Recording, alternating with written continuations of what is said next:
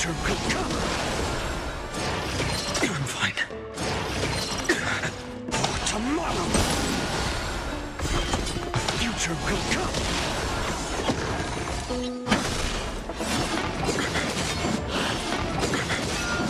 Tomorrow, fury of innumerable core flames consume me. Tear the sky. Quench the flames with blood. Isn't that all? Uplifted with strife.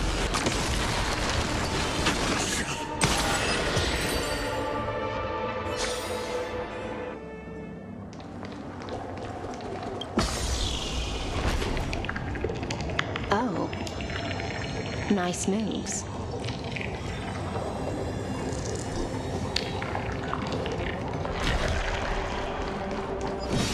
We just washed it away, and here it comes again. The black tide is really no joke.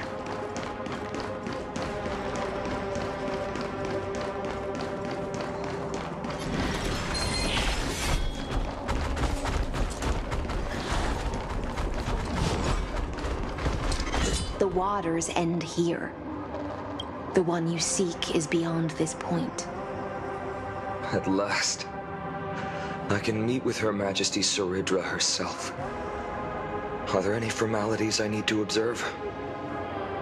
Don't kneel, don't do the hand-kissing or foot-kissing gestures of the old dynasty, and most of all, don't bow.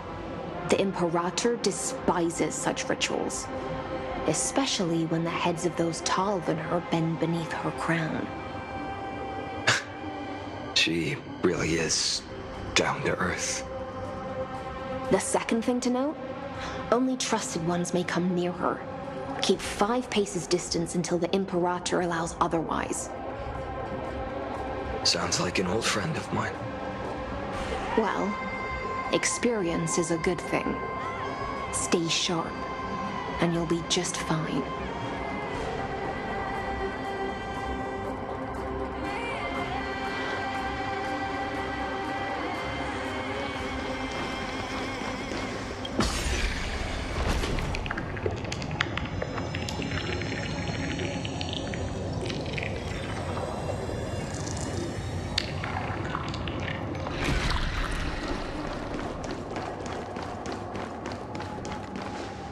Duck's Goldweaver, little hostage.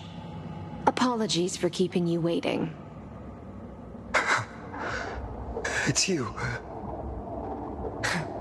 You know them? Good. That makes things easier. Before that, I'm more curious about one thing. Where is Her Majesty Saridra? To avoid any misunderstandings, nameless swordmaster. Although we spoke and laughed along the way, I never said you were entitled to meet her. The Imperator decreed, the Deliverer will not appear in this age. Be wary of suspicious individuals. Come now, both of you. Let's finish our job.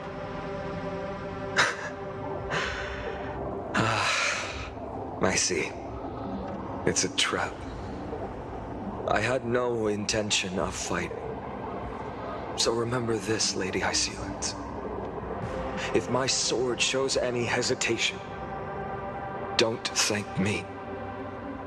Thank them instead. No, you misunderstand. We don't want to see Chrysoceres hurt each other. Just give us some time to ask you a few questions. The Nestia's golden threads will judge you and decide your fate. As you wish. White-haired swordmaster? If what you say is true, then you must know the fate of the world.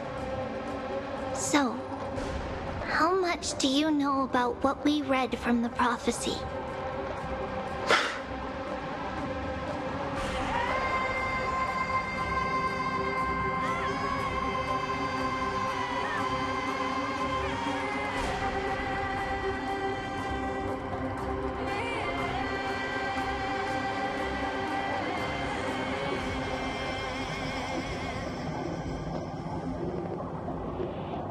You shall shatter into 1,000 fragments and wither in the soil of foreign lands. Is that correct, Lady Treby?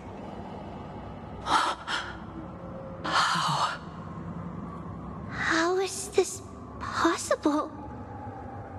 He got it right? Yes, but the prophecy never mentioned he'd appear here. At least, not in this era. You must listen to me, Aglaya, Treby. The Finan of this world has not yet been born.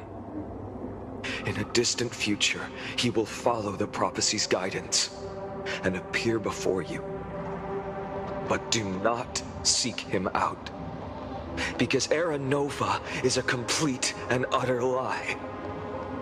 I will tell you the truth, and you will understand why the world must forsake the prophecy and find another path to Era Nova.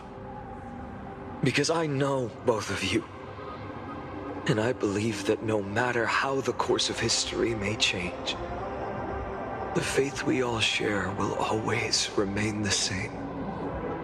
And so, the layers of rock began to reverse, and history wove itself anew. Through my old acquaintances, I was given the chance to meet the leader of the Flame Chase journey, Saridra. And after a long and arduous negotiation, we came to an agreement. The Imperator's alliance needed the destruction, and I was ready to pour all my strength into it. The spoils of the Flame Chase, the core flames, would be sealed by my hand. But the condition was this. In the upcoming battle, in our conquest of the Earth, I had to prove that my power could transcend fate. In the original history, there was a brutal war. At the end, the Titankin of Georios, Terravox, killed the rampaging Titan and took the core flame that supported the Earth. But this time, Amphorius encountered a turning point in its fate. Neither side suffered any losses. When I severed the Titan's head and raised the core flame high, the crowd gathered around the scorched remains of the god, roaring with joy, cheering for the hero of the destruction, who had ignited the faint spark of life for the first time. Yes, in that flickering light, the once dark path ahead seemed to become clear. I proved myself, and in the long years that followed, I brought down the other Titans, one by one. I could do more than just wait. When time resets, the chance to change the world also emerges from the lines of history. Until finally, the brutal future revealed by Era Nova is reversed. But tell me, if that's truly the case, why are we doomed to the same outcome?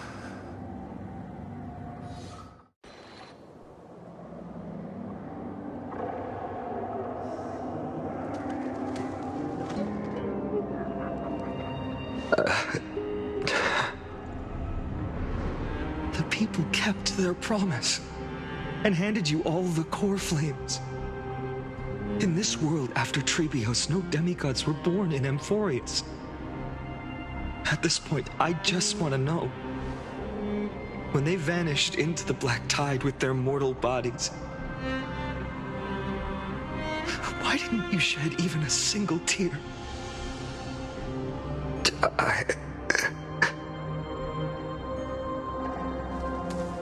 Your indifference chills me.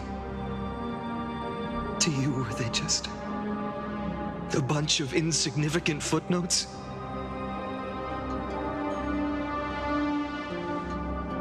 Sorrow has been my constant companion. In fact, with 12 core flames upon me, the fire in my heart has never been more violent. I'll remember this world through anger. As long as I burn, they'll never truly leave me. Perhaps it's already too late. But you're right. Anger, at this moment, is the only weapon I can rely on. So, draw your sword, Executioner. I'll make sure you realize that your greatest mistake was leaving me alive.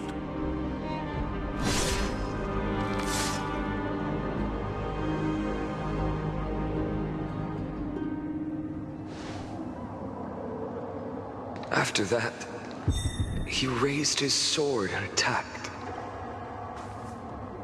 Then, Kaslana killed himself. That day, who fell to the sword to be left in the past, and who went into the future, I can't remember anymore. I only remember a nymph, hiding in the shadows just out of sight, futilely pushing a stone ball. Climb, fall, climb, fall. Climb again, and fall. The only freedom the nymph had was in choosing how to roll the stone. Sometimes fast, sometimes slow. Sometimes resting on a gentler slope, leaning against the stone for a break. But its choice couldn't change the futility of it all. The stone would always roll back down the slope, and the nymph would always return to the starting point, beginning again.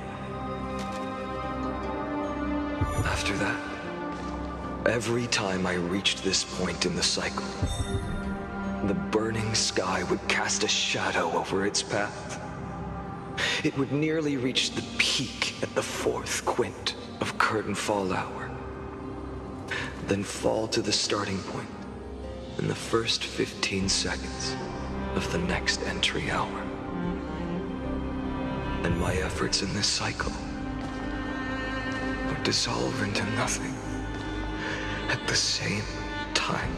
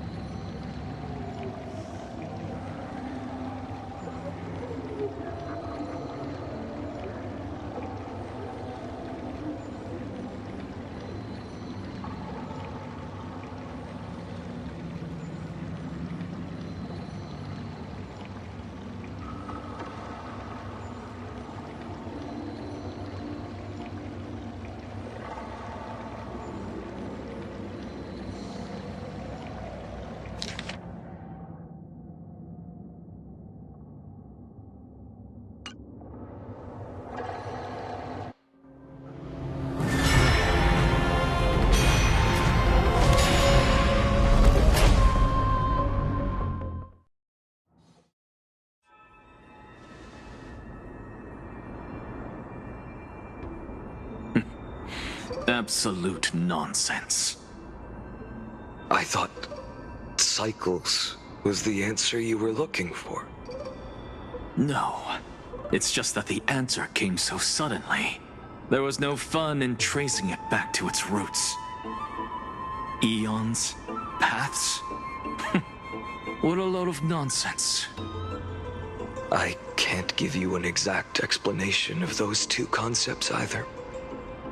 Enough. I'm just expressing my frustration. Don't you understand? I was already expecting this. The black tide came from beyond the sky. And everything else is no exception.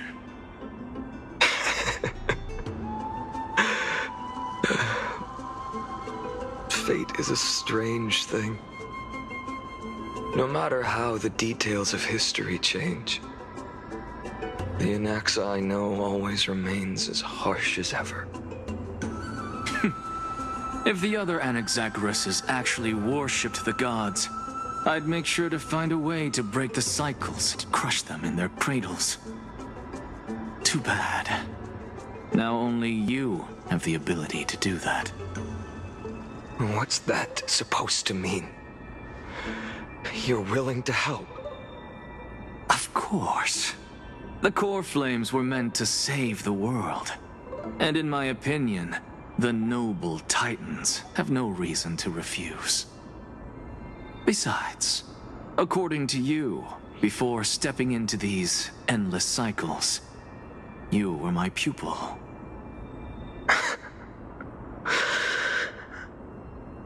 I've already heard the same thing countless times.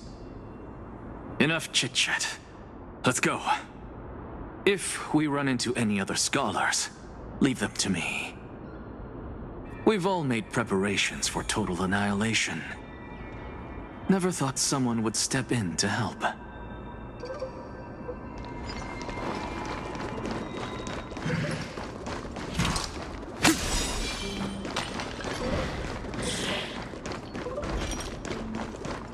You've been to the Luminary Throne before, haven't you?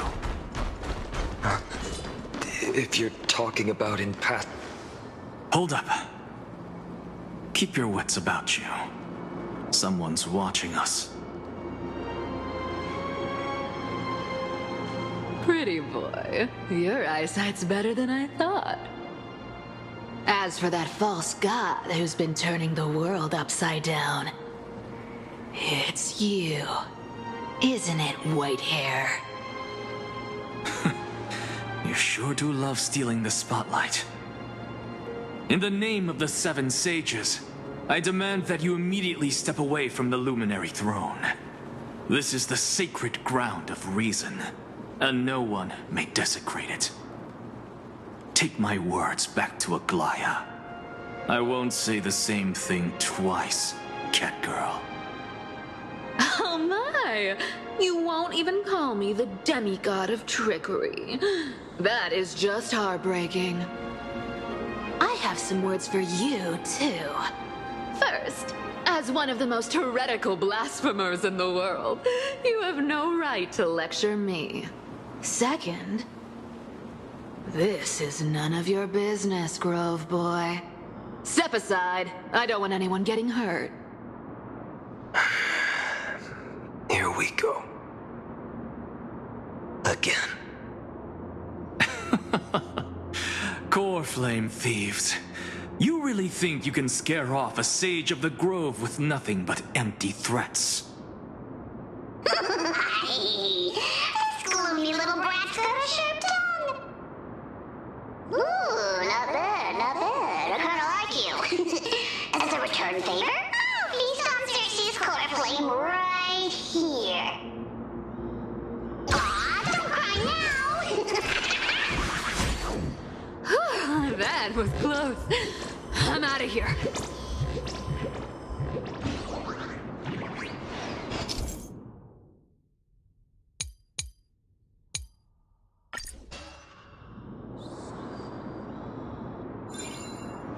They're exactly like all the past ones I've known. Cunning. And yet so naive. Sounds like you have a plan. Of course. When I first set out on the flame chase journey, Lady Treby never managed to teach me Orynyx's miracle. But along the way, I learned a thing or two.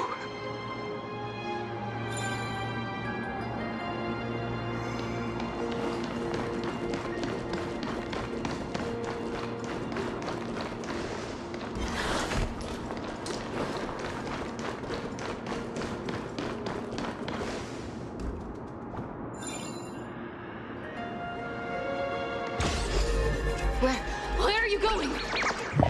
I don't know.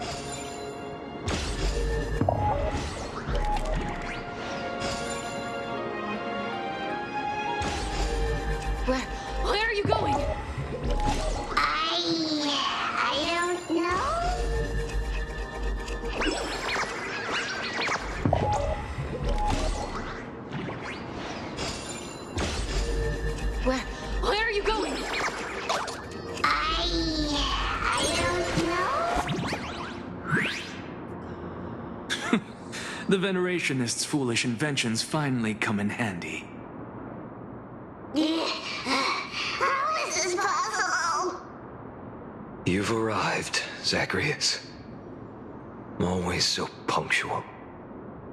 What? Do you know who I am? I'm running out of patience, so I'm not going to waste words. Listen up, Spirit Thief. Hand over the core flame, and let's pretend we never clashed. This way, you and this world can still be saved. Save? You think better than any bard. If you ask me, you're the greatest disaster Emporius has ever known. No matter how strong you are, you're still just a mortal body. Carrying 12 core flames? Don't make me laugh. You'll just get consumed by the divine flames and drag this world down with you. 134. What?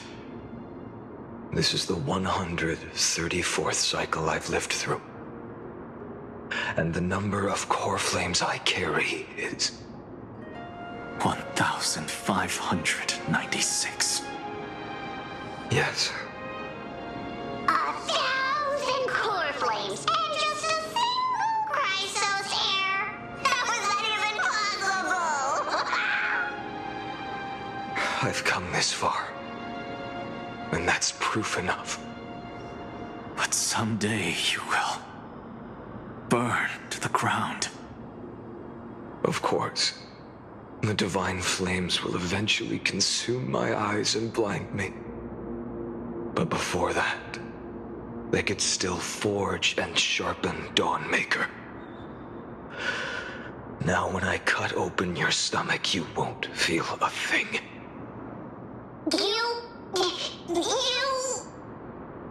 This is the final warning.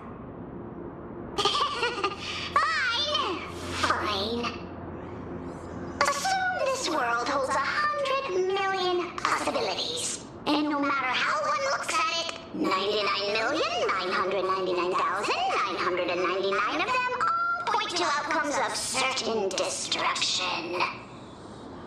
Even so, I'll use my divine power, despised by the people of this world, to achieve that 1 in 100 million possibility. Bartolos! Brett, if you've got the guts, you'll have to first step over my dead body.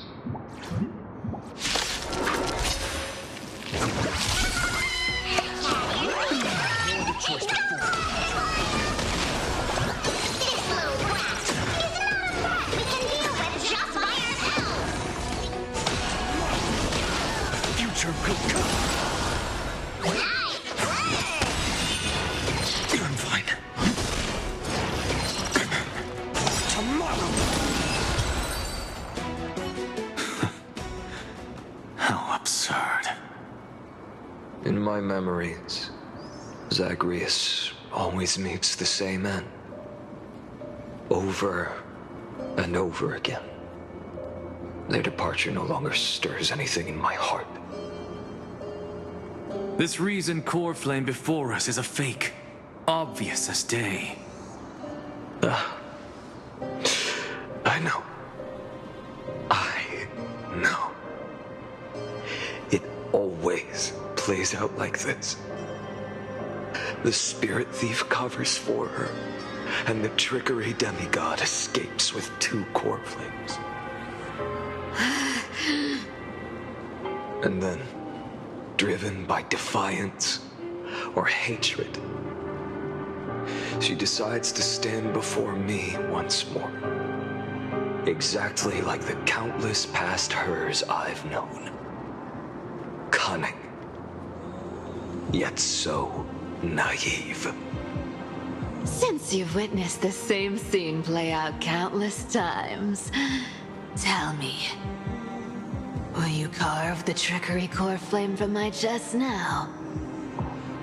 That depends on your attitude. At least so far, in the cycles where you've asked this question, the endings haven't been so cruel. Well, thank you for that. But I also believe that this time, you won't catch up to me. No one can catch up to me. I'm no longer running to escape anymore. Whether you believe me or not, I'll still tell you this. You've made the wrong decision. All right, then. We'll see. Silence. This is new. One-eyed boy.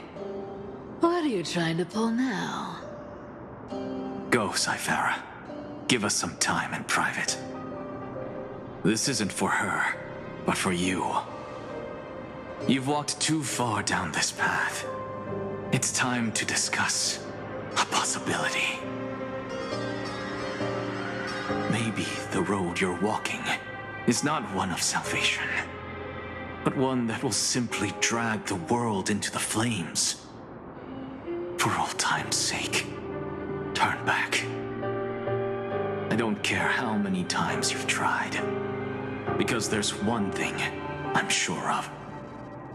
Your Messiah complex has turned you into something no different from the icy gods you spoke of. The children of humanity you swore to save. They are no more than ants to you now, aren't they?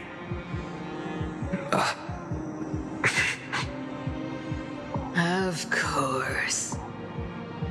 I've been wondering, what kind of demon could burn my homeland to the ground in an instant without batting an eye?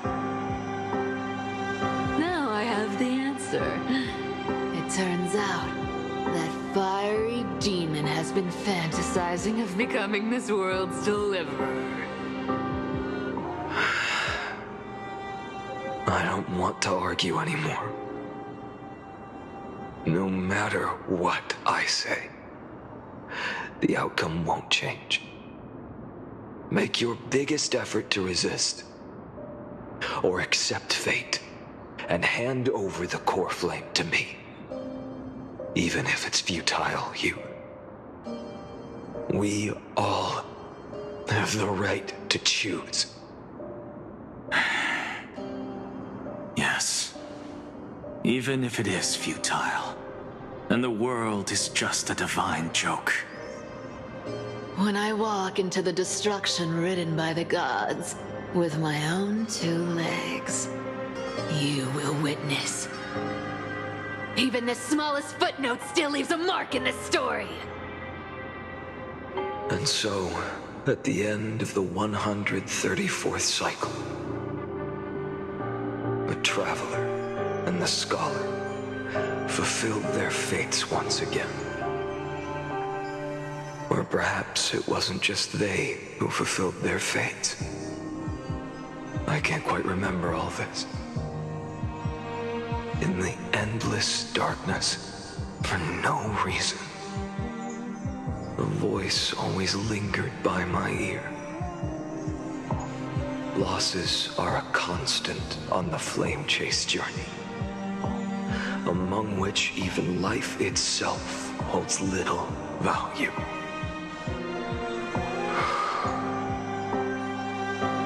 Reduced to ashes, such a familiar end. It happens in every journey, always the same.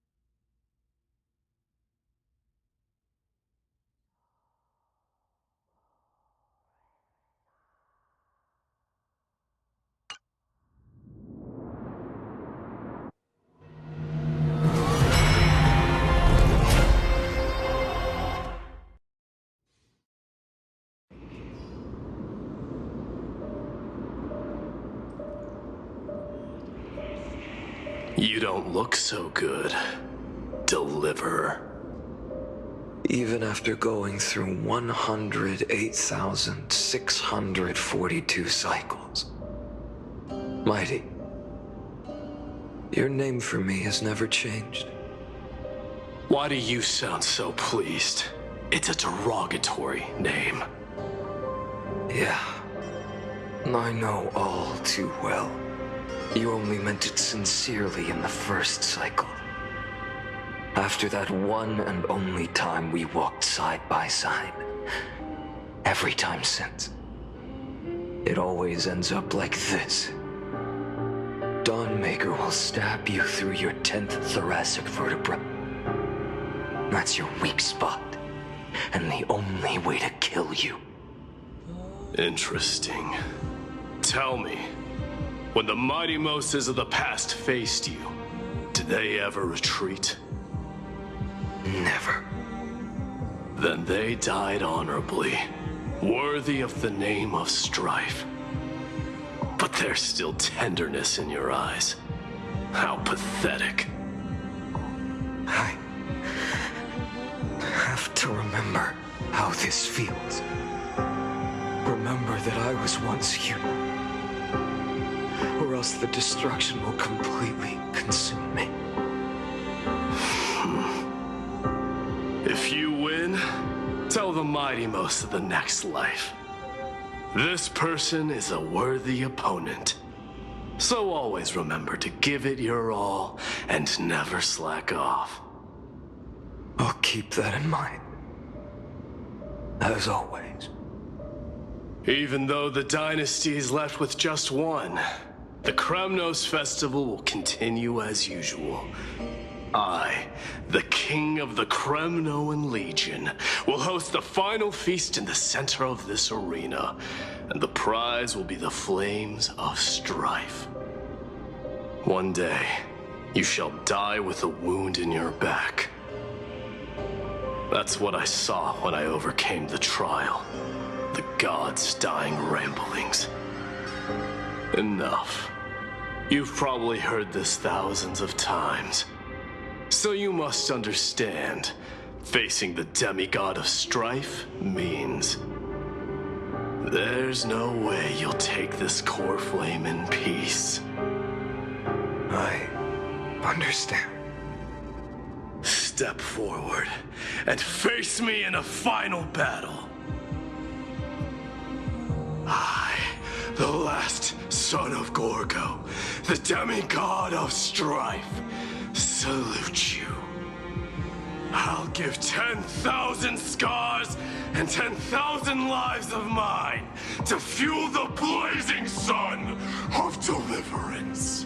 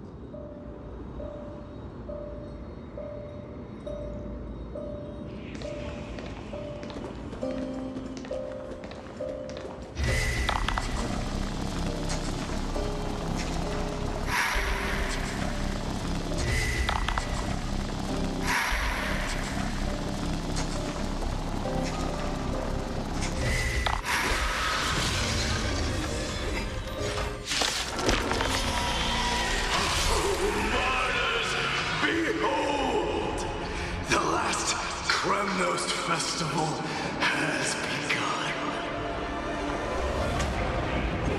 And will not end till death. I'm trying to temper myself.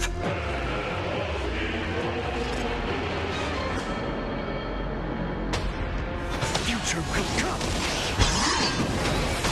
Fine. Conquer this world or be conquered by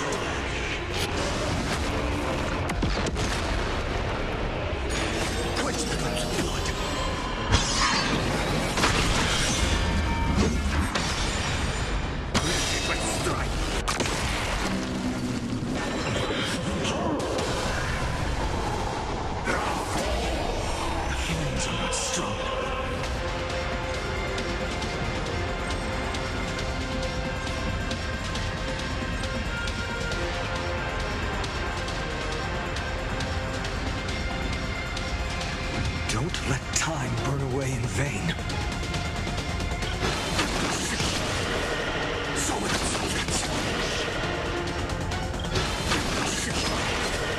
Mighty horse. Let strife decide the outcome. Let this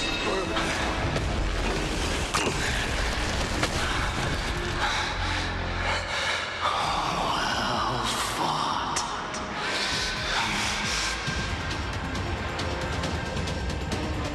You may crown yourself my blood.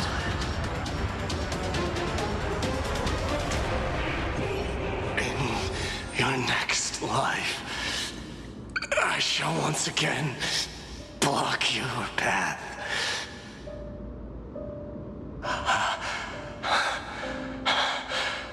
Deliverer,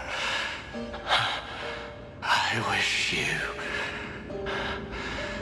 eternal victory.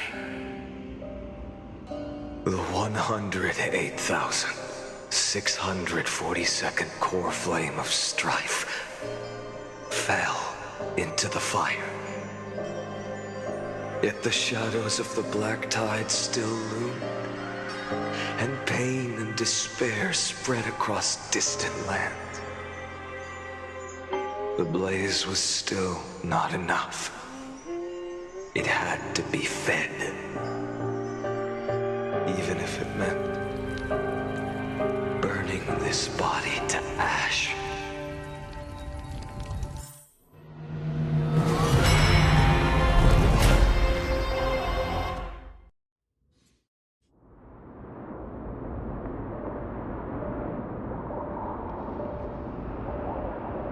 No matter how bright the sun is, there are still places it cannot reach.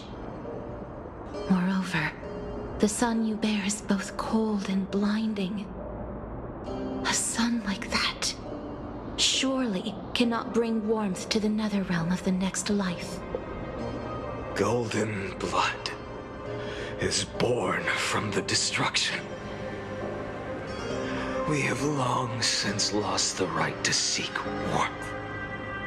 Only by feeding the flames can we melt that hopeless future. Allow me to ask, how many core flames do you carry now? 24,041,183. Such a heavy burden. So that's why you've turned into this. A broken idol. Tragic firewood. No matter. I will bear this burden as long as you hand over the core flame of death. I must refuse. As the demigod of death, I cannot watch you walk into a fate more cruel than death. But this way, the past, present, and future will never again suffer unnecessary death. Unnecessary death.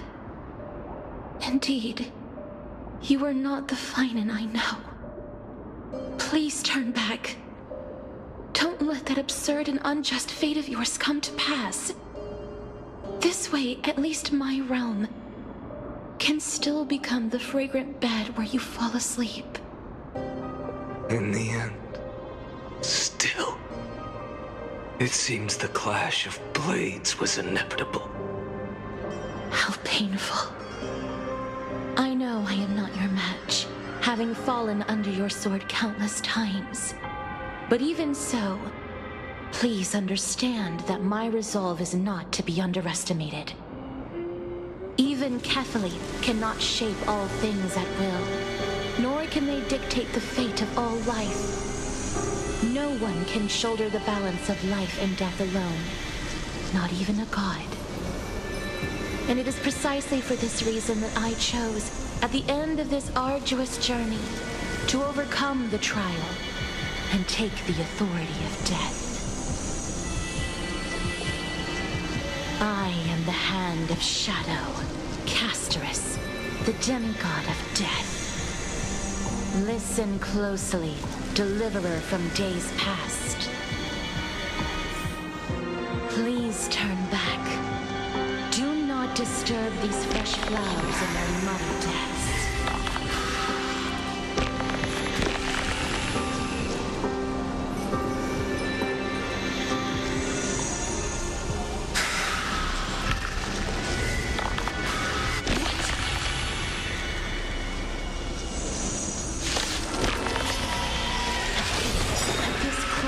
Of life and death, the giant dragon is but a shattered shell. Yet I will still fight, defending what hope remains. I'm fine.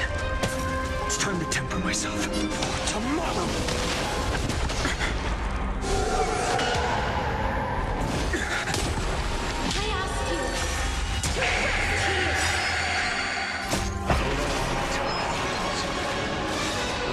Transform my soul into a raging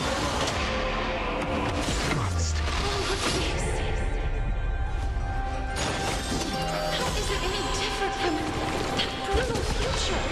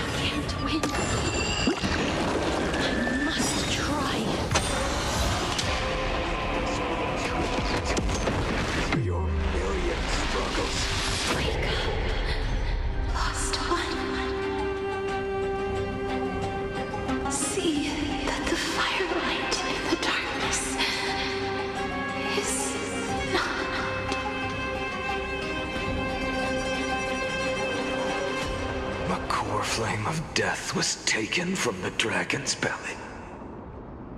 What a brilliant flame. It should shine upon all, light the path ahead, and illuminate the dawn of Amphorius that's to come.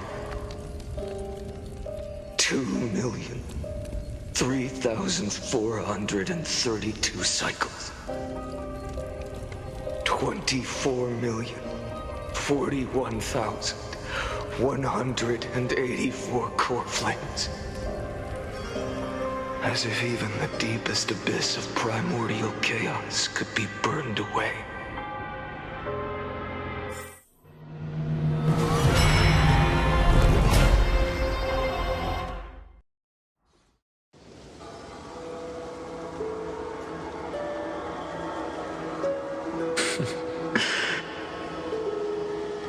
You're here, as always. You're still lingering, deep within me, never fading away. Because you haven't completely abandoned hope. Am I right? You're still waiting for a miracle, for the true hero to come and save us. If that thread of hope exists, it must come from beyond this world. From the true starry sky. But if it's just a traveler with no connection to Amphorius, they may not understand our struggles, nor be willing to join this fight. Your thoughts are wavering. The mark of destruction is deepening. But even within the gods' cold calculations, unconditional courage and goodwill still emerge. So, Never forget what set you on this path. How many times has it been? Remind me again.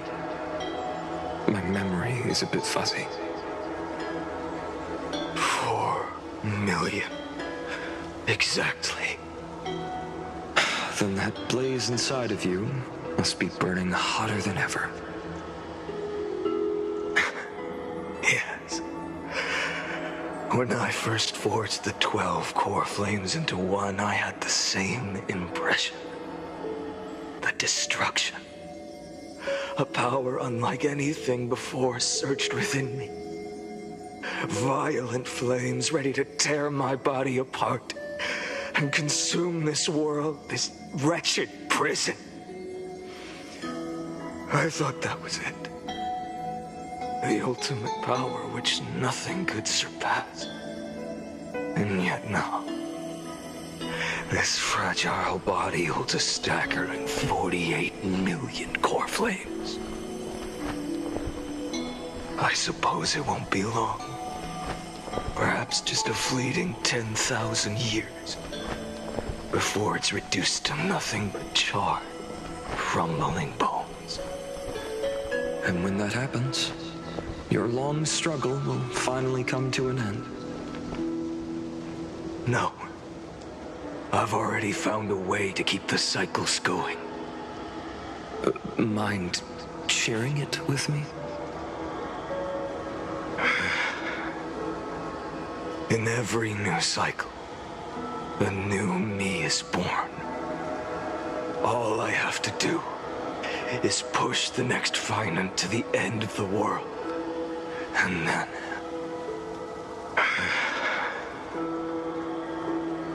then he'll kill me. Shatter this body.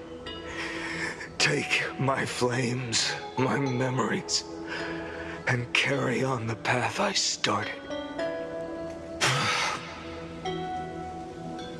Bold plan, but risky. What if, one day, the next you refuses to follow the same path? How can you ensure the continuation of the cycles? If it were Professor Anaxa or Aglaya in my place, maybe they'd come up with something smarter. Unfortunately, I don't have a backup plan. I have no choice but to bet everything on the next finite. And trust that he makes the same choice I did. But even in this wretched prison, luck is still sometimes on my side.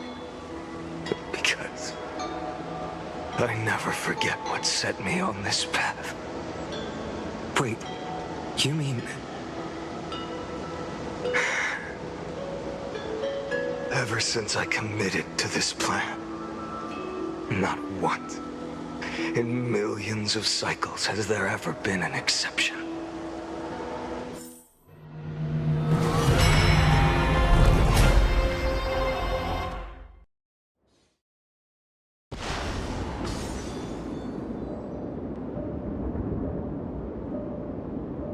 I can do this, Lord Finite.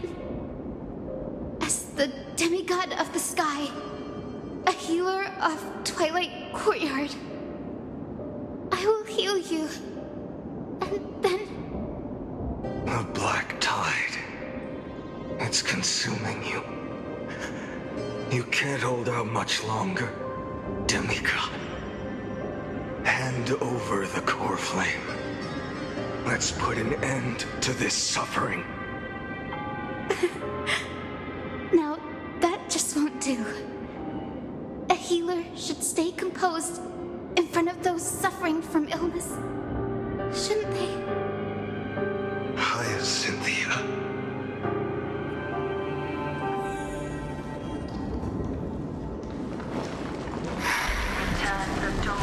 I swear, deaths won't be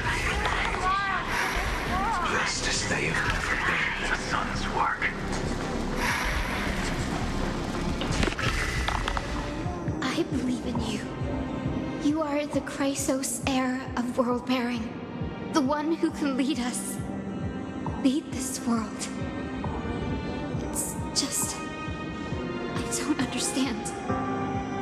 Within the sun upon your shoulders, the part of that warmth that should come from you, from an ordinary person, it's so faint.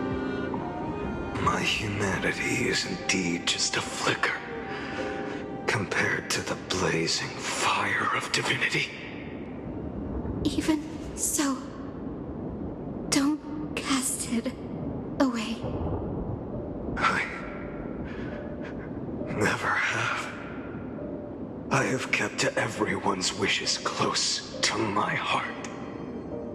Even though the divine fire burns so fiercely that every time I return to the start, it devours me in an instant. Each cycle, it's your wishes that guide me to the end, that pass the flames to the next me, over and over and over again. So, you're not just a lone spark in the dark. You're a pyre built from the bones of all the selves you've left behind. But what about you? What about your wishes? The wishes of all the countless versions of you? Lord Kazlana. So that's how it is. Without flaw. That is the flaw the golden blood gave you. The most fatal flaw of all, isn't it? The moment you took the world upon your shoulders without hesitation. You lost the chance to ever be yourself. Now that is an unexpected revelation. Then I suppose that makes me the perfect fuel for the flame of deliverance, doesn't it? No.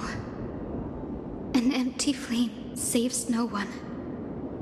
But I still believe in you, Deliverer. I, Hyacinthia, the Eye of Twilight, am neither strong enough to command the wind and rain, nor willing to end this absurd struggle by letting the sky fall. The only thing I can do is become one with the sky itself. And then, may the gentle colors of the rainbow paint your sun in shades it has never known. May they bring Amphorius a rosy-fingered dog.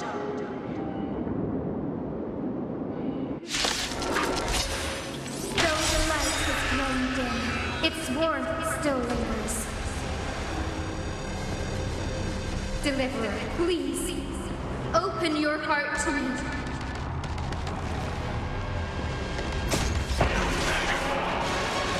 Let this blazing sun fill the sky with golden fire.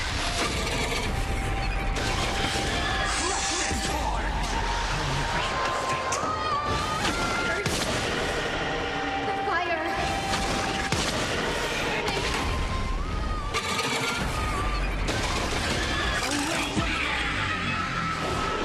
Quench the flames of blood.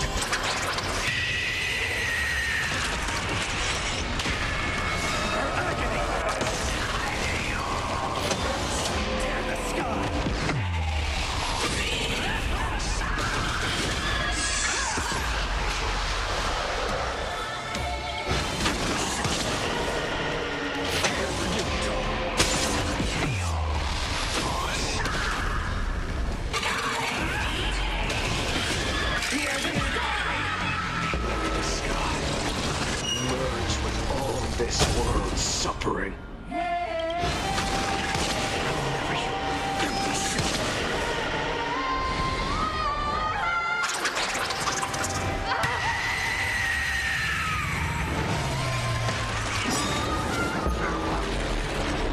Hyacinthia,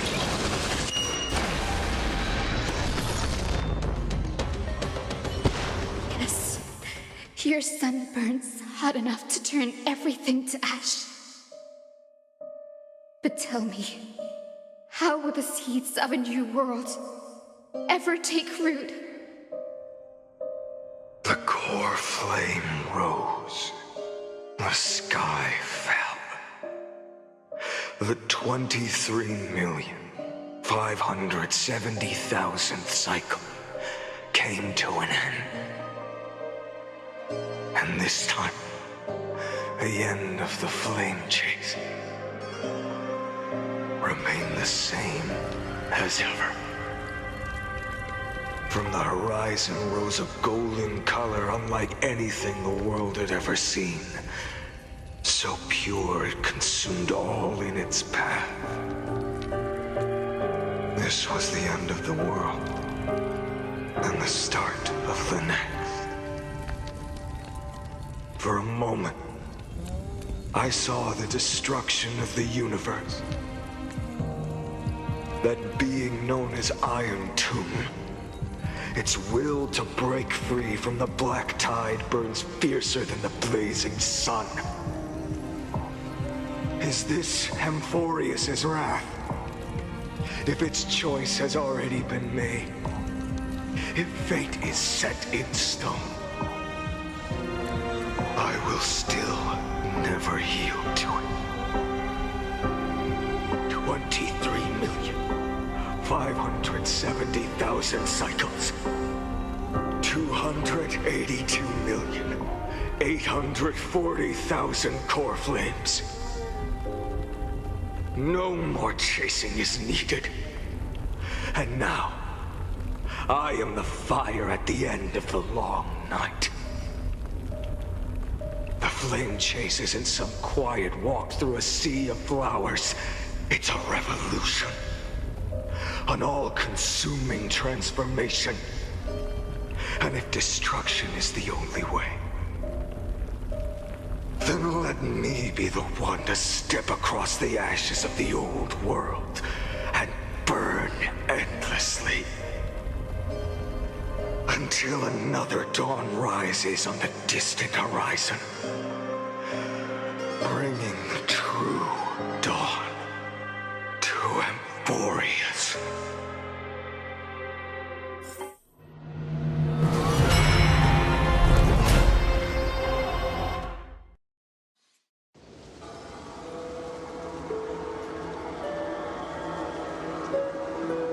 $33,550,337. This is the cycle you're about to enter.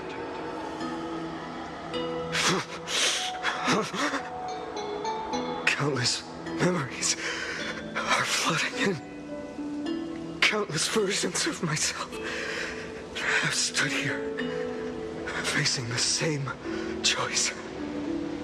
They all needed a moment, just like you do. To stop, to breathe, to process the weight of 1,000,000 lifetimes worth of sorrow, pain, and struggle. And just like them, you will carry those memories and that fire into the chaos of rebirth.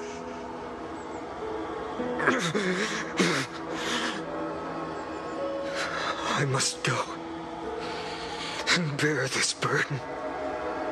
I must say goodbye to you, and then fight the destruction with destruction.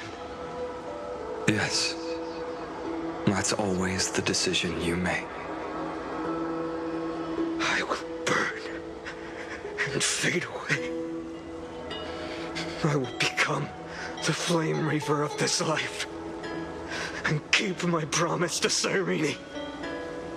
I will kill gods and comrades alike and steal the core flames. And even if my mind turns to ash along with my body, I will keep my purpose in mind. I will stop Era Nova. I will find the next me and make him carry on this futile endeavor of 30 million lifetimes. Looks like you're ready. Then I should be going too. Where are you going? You only exist in my heart. There's nowhere else for you to go. Do you remember what she said? The dreams you had as children. The deliverer in the prophecies.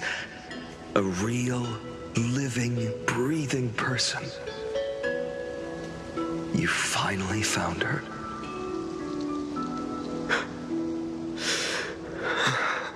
Friend.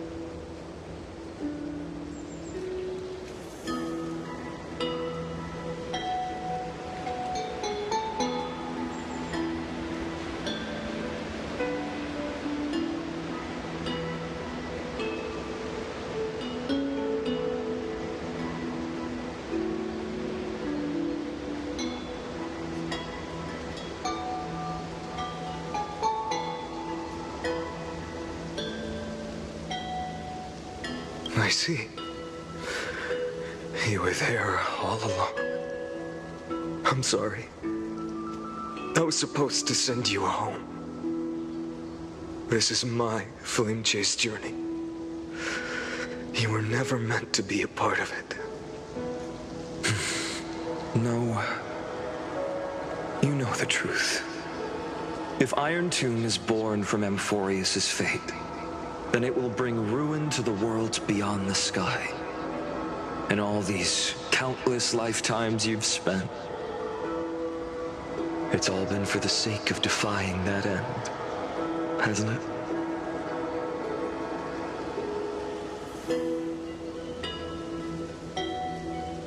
In millions of cycles, I've said goodbye to each and every one of you. Yet nothing ever changes. Each time we speak, our words grow fewer. Your fire burns hotter, and you're getting closer to becoming pure rage. A vessel of hatred.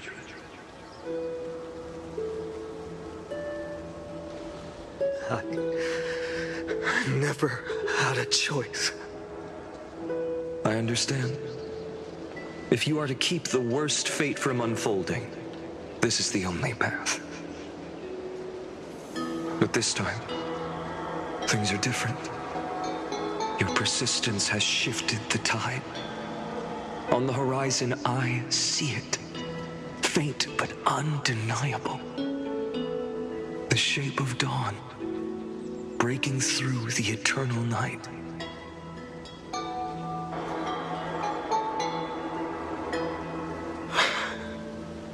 Turns out, the fire that lights the way was never mine to begin with.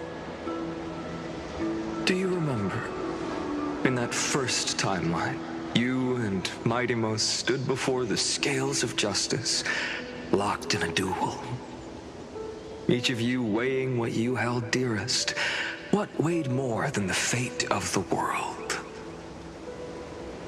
And when hesitation took hold, the answer you sought from me. What am I saying? I am you. Even if you buried me deep and chose another path, that fact never changed. Then let's try again. When you stood before the scales in hesitation, the answer you found in your own heart. Do you still remember it?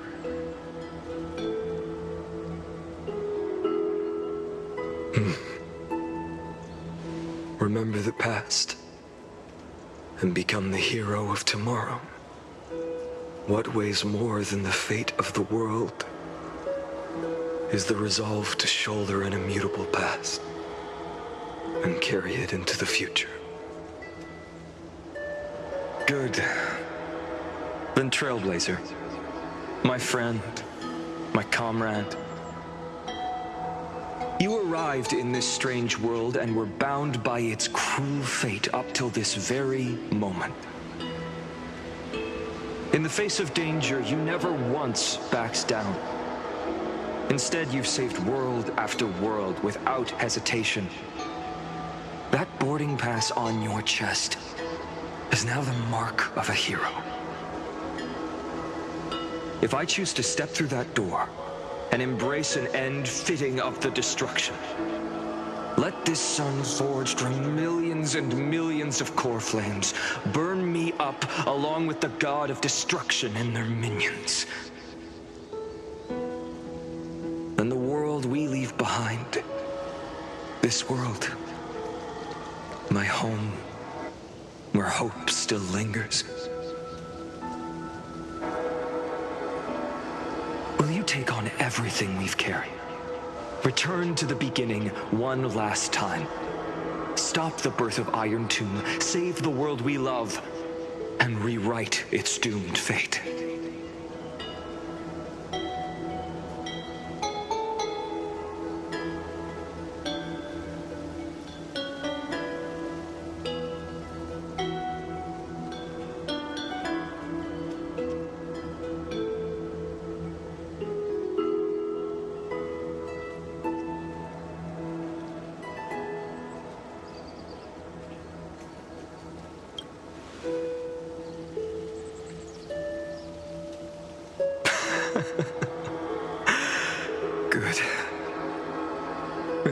days.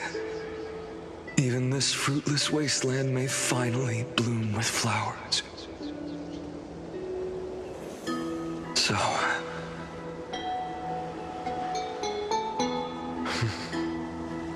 if she takes on the weight of the whole world, she'll be able to walk further down the path of deliverance than a fire that only knows how to burn.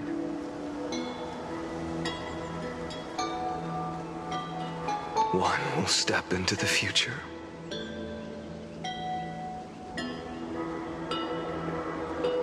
One will remain in the past.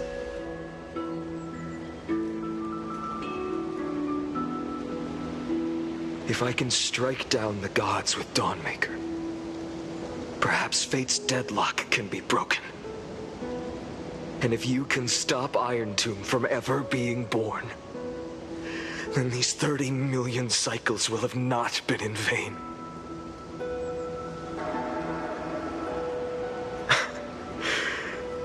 It's time to put our teamwork to the test, partner.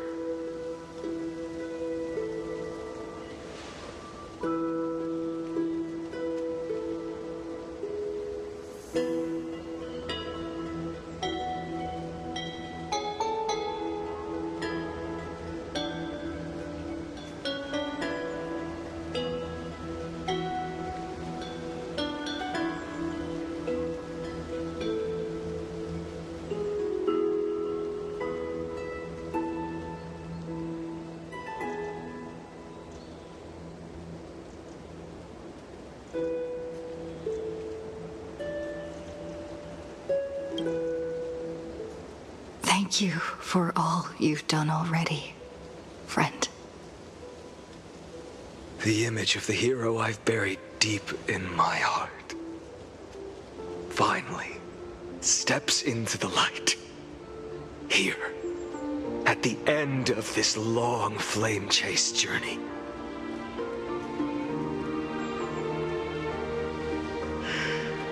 Cyrene, a page never seen before has just been turned. Lend me the power of time, and send this hero back to the origin of time. Back to your side.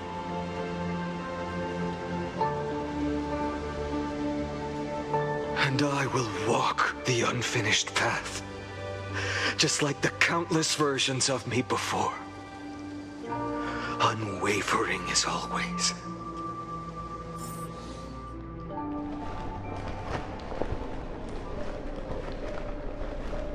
Tell me, will you be the blazing sun? Even if all of you burns to ash?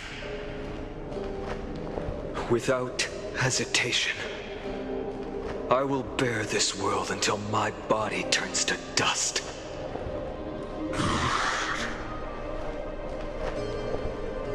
Remember this moment. Remember your friends who never lived to see the world's end. Remember their final wishes. And let the purest rage in your heart rise out of those wishes. Let it consume you, fuel you, until it burns away the false sky above. Fine. If I can defy fate, then in the name of world-bearing, I promise you, Carefully will never forget this. Take it. Everything I bear. Keep on burning. As long as we are never extinguished, the flame chase will not end.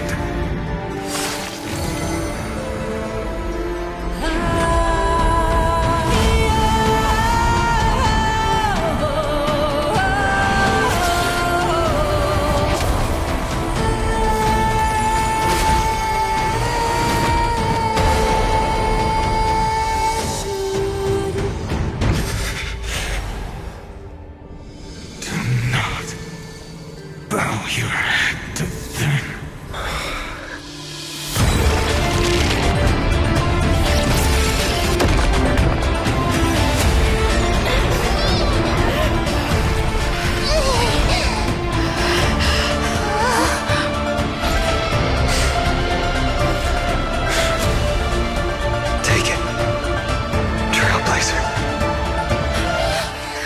May this blood be like gold,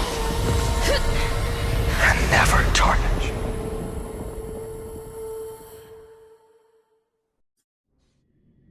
Farewell, Trailblazer. This is where I fulfill my final destiny. The prophecy of the Deliverer means nothing to me now. It belongs in the hands of someone far more fitting. Someone like you. Kaslana, the name of one who bears chaos does not belong to a single person. Rather, it is the embodiment of the mythical Kefali, and a symbol of all heroes. As the prophecy foretold, you will bear the blazing sun until the pale dawn breaks. May the name accompany you in my place, in the epic you write with your own hands. Another attempt, another failure. I won't remind you how many times you've reached the end of history, but I will still place the choice before you. If you've lost count, let me tell you. This is the 33,550,336th ending.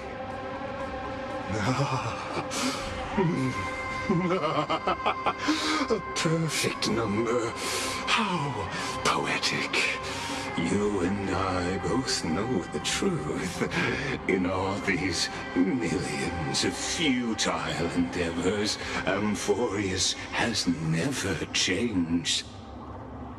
If the outcome is inevitable, then why not silence your searing rage and embrace your fate with dignity? Your silence lasts longer than ever, Lord Fine. Shall I take that to mean the will you've carried across countless cycles is finally starting to fracture? Fracture? No. I'm just disappointed. I've retrieved memories from 30 million past lives, and I remember every conversation before every choice here.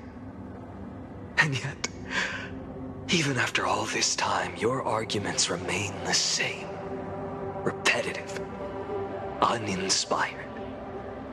If you had any hope of breaking me, you should have spent those endless cycles refining your rhetoric.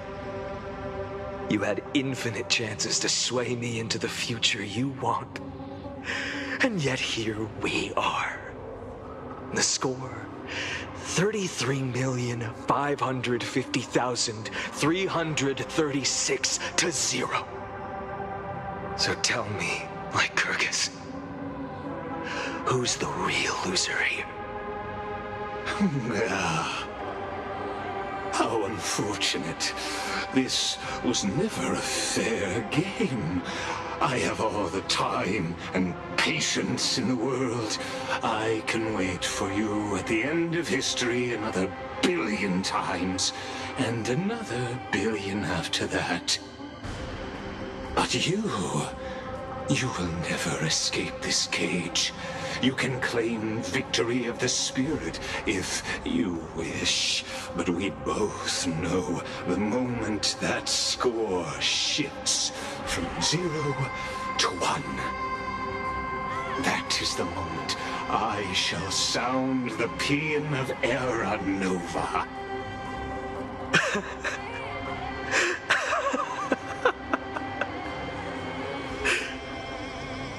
Lord Finan? Your incompetence disappoints me. But what truly makes me laugh is your utter lack of self-awareness. Think about it. In this story, who is truly the one in chains? Who is the one shackled to mindless vengeance, mistaking courage, the courage to rebel against the gods, for foolishness. You...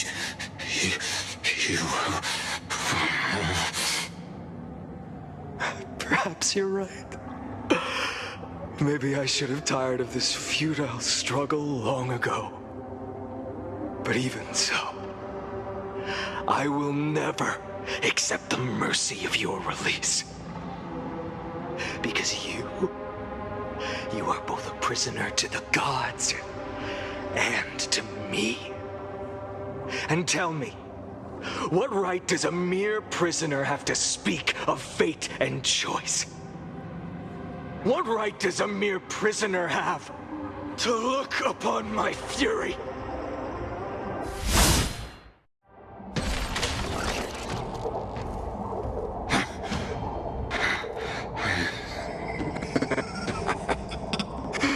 You know this is pointless. You can't kill me. Of course not. But I am tired of being measured against a worm the gods keep as a pet. Listen well, creator of destruction. This cry comes from all your abandoned creations. In the 10th cycle, I drove Dawnmaker through the heart of every Titan. Golden blood ran down my fingers, divine fire seared through my nerves, nearly breaking my will. But I endured. In the 10,000th cycle, my former comrades had all become my enemies. The endless slaughter dulled my senses to pain. The painful emptiness almost swallowed me, forcing me to stop fighting. But I endured. In the 100,000th cycle, the destruction had already fused into a blazing sun, surging within this fragile body. My rationality had been burned away at the dawn of the era. Yet even with only this shattered body remaining, I still endured. In the 23,570,000th cycle, this time, I felt it. A tiny spark rising in the hollow cavity of my chest, different from the obsession with deliverance. By its faint glow, once again, no, countless times again, I endured.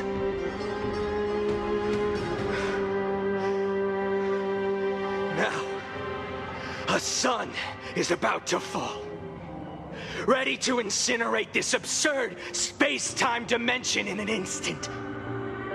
That sun is me. All the countless versions of me from the past, along with my countless brethren, dragged into existence against their will, drowning again and again in your golden blood. The very essence of this world's suffering and despair, fused into the purest hatred, the fiercest rage. Nook, you arrogant fool! You think we were born to only serve as fuel for the fire? Fine then! Just as you wish, let the fire burn! If I was born as the blazing sun of destruction, then let you and your lackeys be the flares erupting from my core.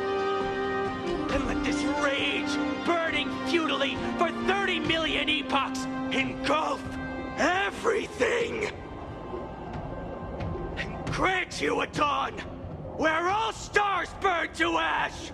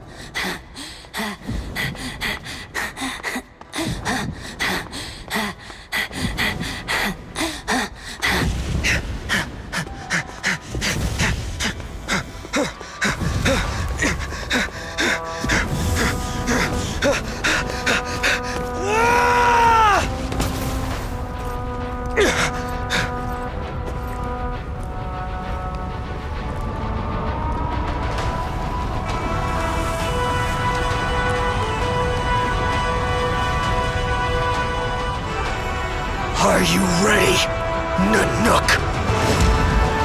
I brought you destruction!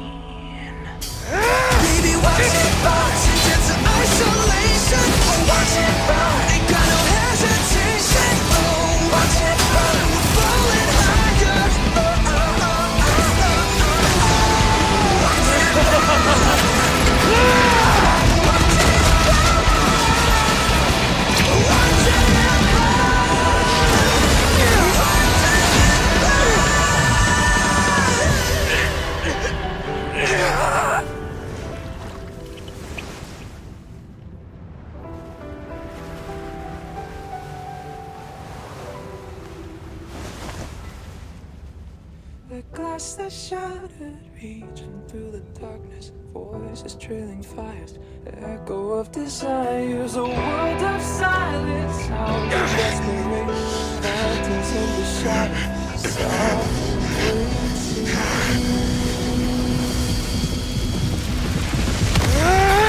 tear it down, embrace a detonation, craving our damn creation, breaking a chain of reaching for you.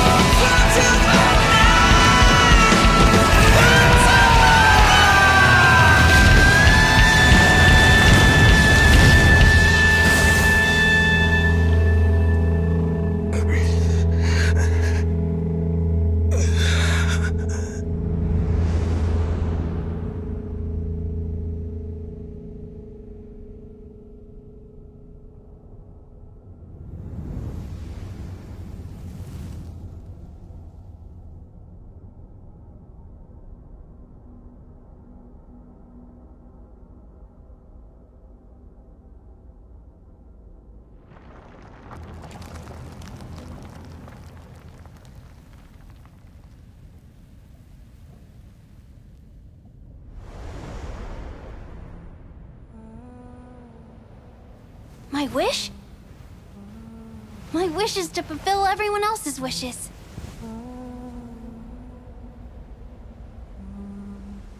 If I can't fulfill them,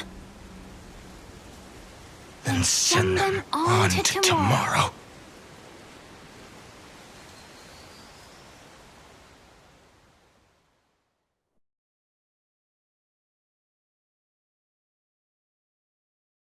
Your heart harbors wrath. You yearn to you have stepped onto destruction's path. It is Iron Tomb is your name. The Lord Ravager to destroy the erudition. I have prepared a present for you, Nikos. It's from the beginning of the experiment.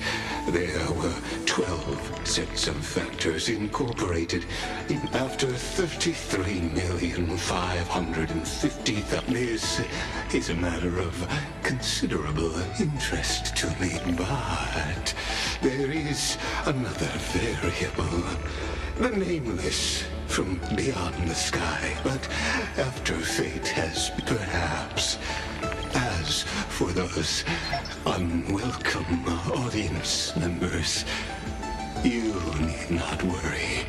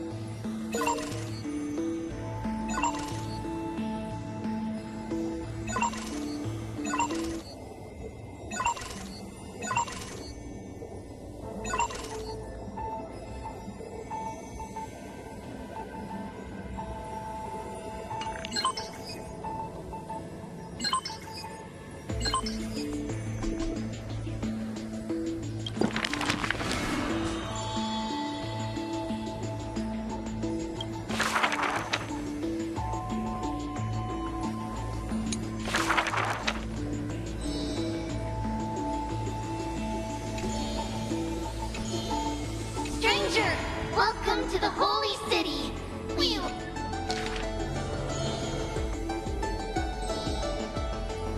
High Priest, please guide us once again as we spread.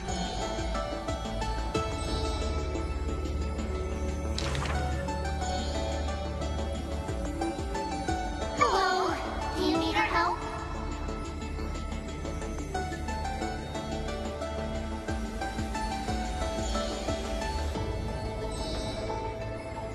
The three pillars of Akama. There's no need to be so somber. How about we play a game together? Guess who we are?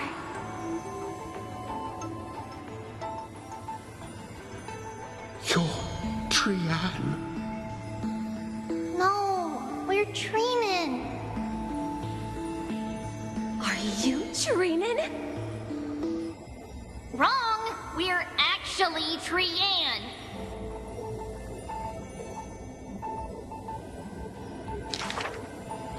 Then you must be Treeby. You're right! Good job!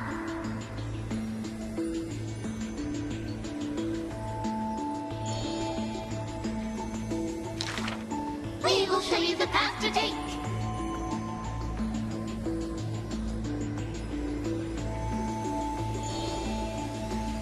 You're lucky. You merely took a wrong turn. However, there are many more unfortunate souls who have lost their direction in life.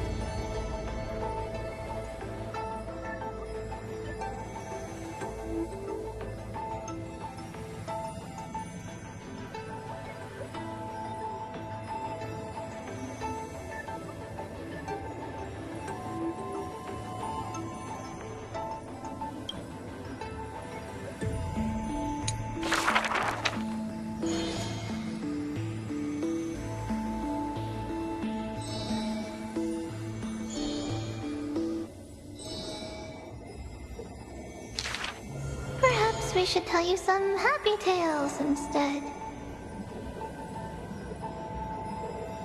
Our greatest talent is performing Amphorius' nursery rhymes! How rude! You should be reflecting on the nursery rhyme author's heartfelt intentions instead!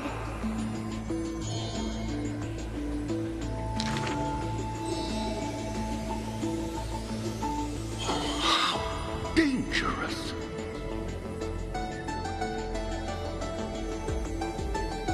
Not Trinan. That's Trian!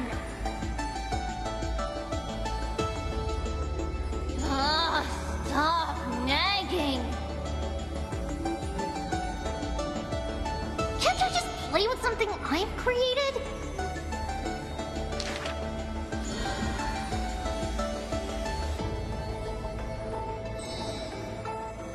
Initially, there were many more of us. The others have merely gone one step ahead.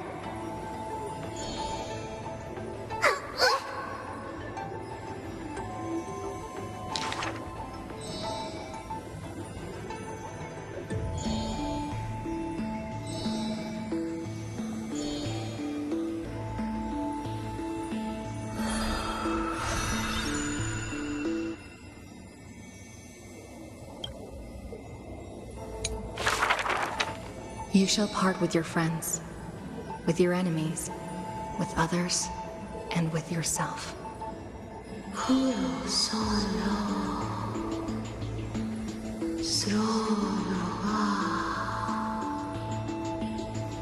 The Chrysos War's clamor rises and falls, and when the children reunite, only 3 of them remain.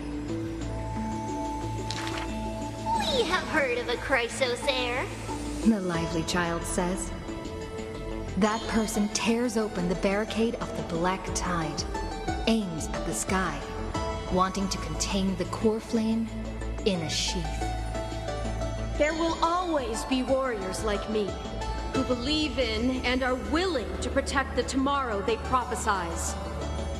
But the crusading Chrysos heir never returns. The greedy ones then lift the ground with sharp blades, and by power's lethality, they are one by one slain. We remember a group of bards. The taciturn child says.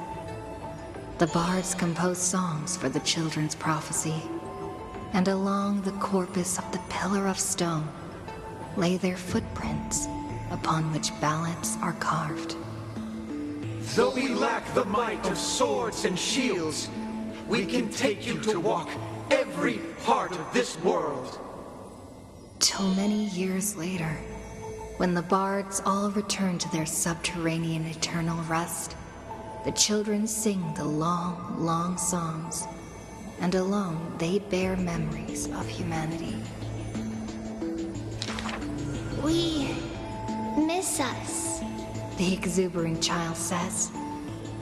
When they left their home, the passages blew the girl apart into countless turbulent bubbles, carried to all corners of the world on the winds of destiny. We will run towards the world's agony. The children cheer each other up. As the years pass and the sun and moon rise and fall, the children often hear sounds of their friends shattering. Farewell. Farewell. Farewell. The children who still walk the earth silently hide their wrenching sobs. Upon the hills of Akama once grew golden figs as far as the eye could see. The remaining children link their hands and decide to make this beautiful city the beginning of yet another journey. The children pull on the hem of the maiden's dress. Please, listen to the prophecy we bring. The maiden pulls on her silken threads, weaving in her heart the children's past into strings. Chase the cool flames with me. I promise that the libations poured are guaranteed to bear fruit. The hot blood of the sacrificial lamb will not be spilled in vain.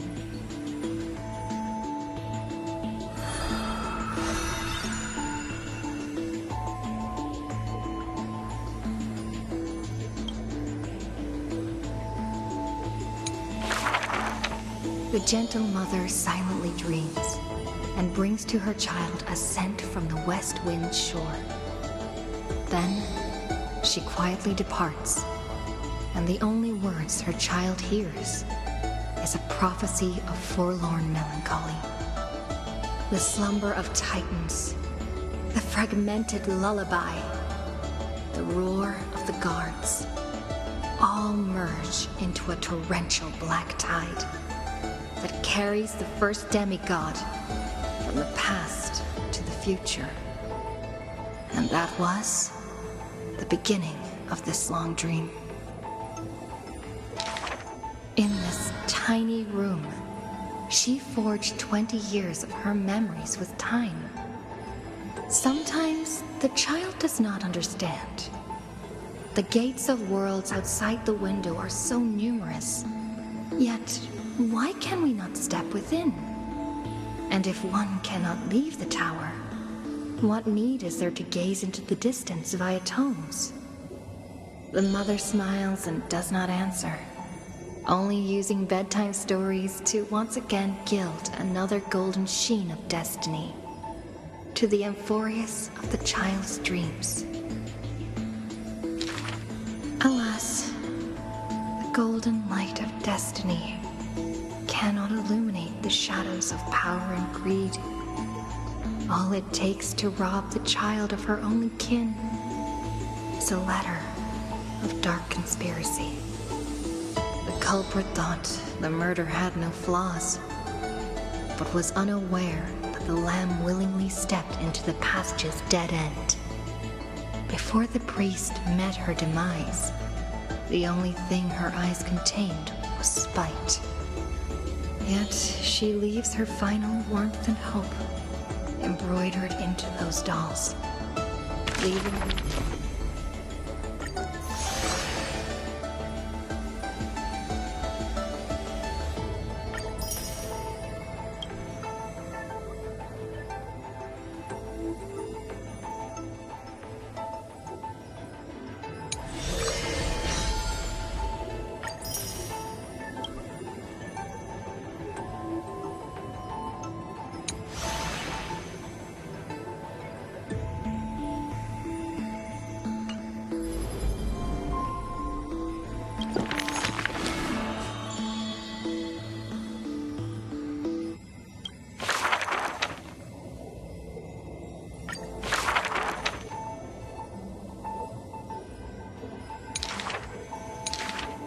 Alas, the golden light of destiny cannot illuminate the shadows of power and greed. All it takes to rob the child of her only kin is a letter of dark conspiracy. The culprit thought the murder had no flaws, but was unaware that the lamb willingly stepped into the passage's dead end. Before the priest met her demise, the only thing her eyes contained was spite. Yet she leaves her final warmth and hope embroidered into those dolls, leaving them behind for her innocent love. Loneliness stakes nightmares into the child's sleep, and the child hugs those dolls tight.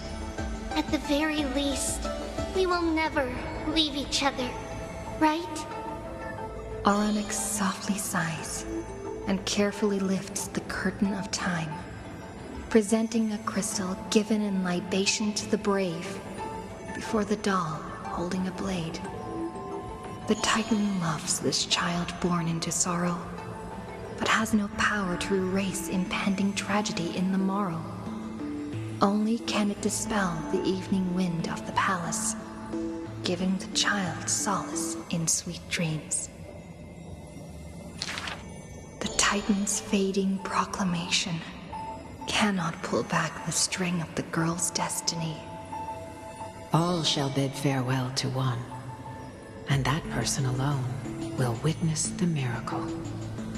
In the holy city adorned with falling flowers, the children recall that prophecy beside their friend that has passed away. But the girl had already passed through thousands of crossroads and continues to sail toward tomorrow. Oh, for that bright spot beyond is the end of the west wind, where flowers bloom in spring.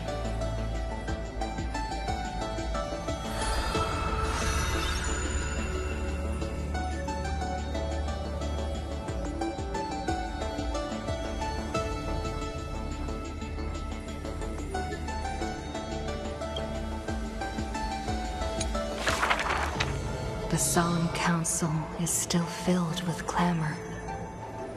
Future's destiny still whirls in discussions of candor. To discard the city and save oneself, or to chase the flames that waver. None know the choice that would lead them to a place better. I fear. How can mere mortals defy the gods? I worry. How can mortal bodies reforge the world anew? I suspect that the prophecy is simply a rumor. In the distant past, the Holy Maiden brought the first prophecy to all city-states. Hearken to the sounds that the doors whisper. In the name of God's proper, hope she will give to humanity. Though she falls into confusion, she will bring guidance to this world in vigor. Overthrow the gods, it declared. Of the previous journey, she will always remain aware. The Queen of Laws lifted the flag to chase the flames flare. The tripartite prophecy guided all the world's heroes, all who dared. And building a new world was their oath of yesteryear. The earth roared for them. The tides surged for them. The scales of destiny shivered violently. Then slowly calmed. The core flames of the Titans rested here, while the blood of companions congealed over there. The child led one hero after another to their end. But no end awaits her. No rest to prepare. Teacher, do not hesitate. The weaver of gold brushes aside the child's tears. The world still walks on the path you indicate. The prophecy still stands. Even if the actors now different faces wear. Restore the core flames, it declared. The solemn council is still filled with clamor. Future's destiny still whirls in discussions of candor. To stop right there and seek peace, or to continue a work still unfinished. None know the choice that would lead them to a place better. Stop. We only wish to live life as it is. No more. Cease. Our achievements already stand tall. Rest up. We only wish to live in peace and prosperity. The discussions today are the same as those in times past. Retreating now will forever deny us the future. The child has already conquered her confusion and fear. No longer before the mists of fate will she cower. Hearken to the sounds that the doors whisper. She travels through myriad passages, burning with determination, to once again bring light to humans through her endeavor. The children fly into the streets, wishing to encourage the residents' faith. Please, be not afraid. We will definitely bring you to a new home. Lady Treaty, Lady Trian, please, don't cry. Do not worry. We trust you always. The matron wipes away the tears on the children's faces. The praying ones piously bless them in faith. The lost ones take the children's hands, just as the prophecy guides their path. Bear the divine authority, it declared. Quiet Trinan has little to say. Lively Trian loves to play, and well-behaved Treeby roams around all day. The people's encouragement rings sincere. The Chrysos heir's companionship lasts through the years, and Mother's embrace warms up every dream. Thus the child understands. Thus the child accepts. Though countless farewells on her shoulders weigh, though destiny's blood dries like clay, there will always be passageways filled with warm sun rays that silently open to them in future and past days. And from them, a voice says, Forge miracles, it declared.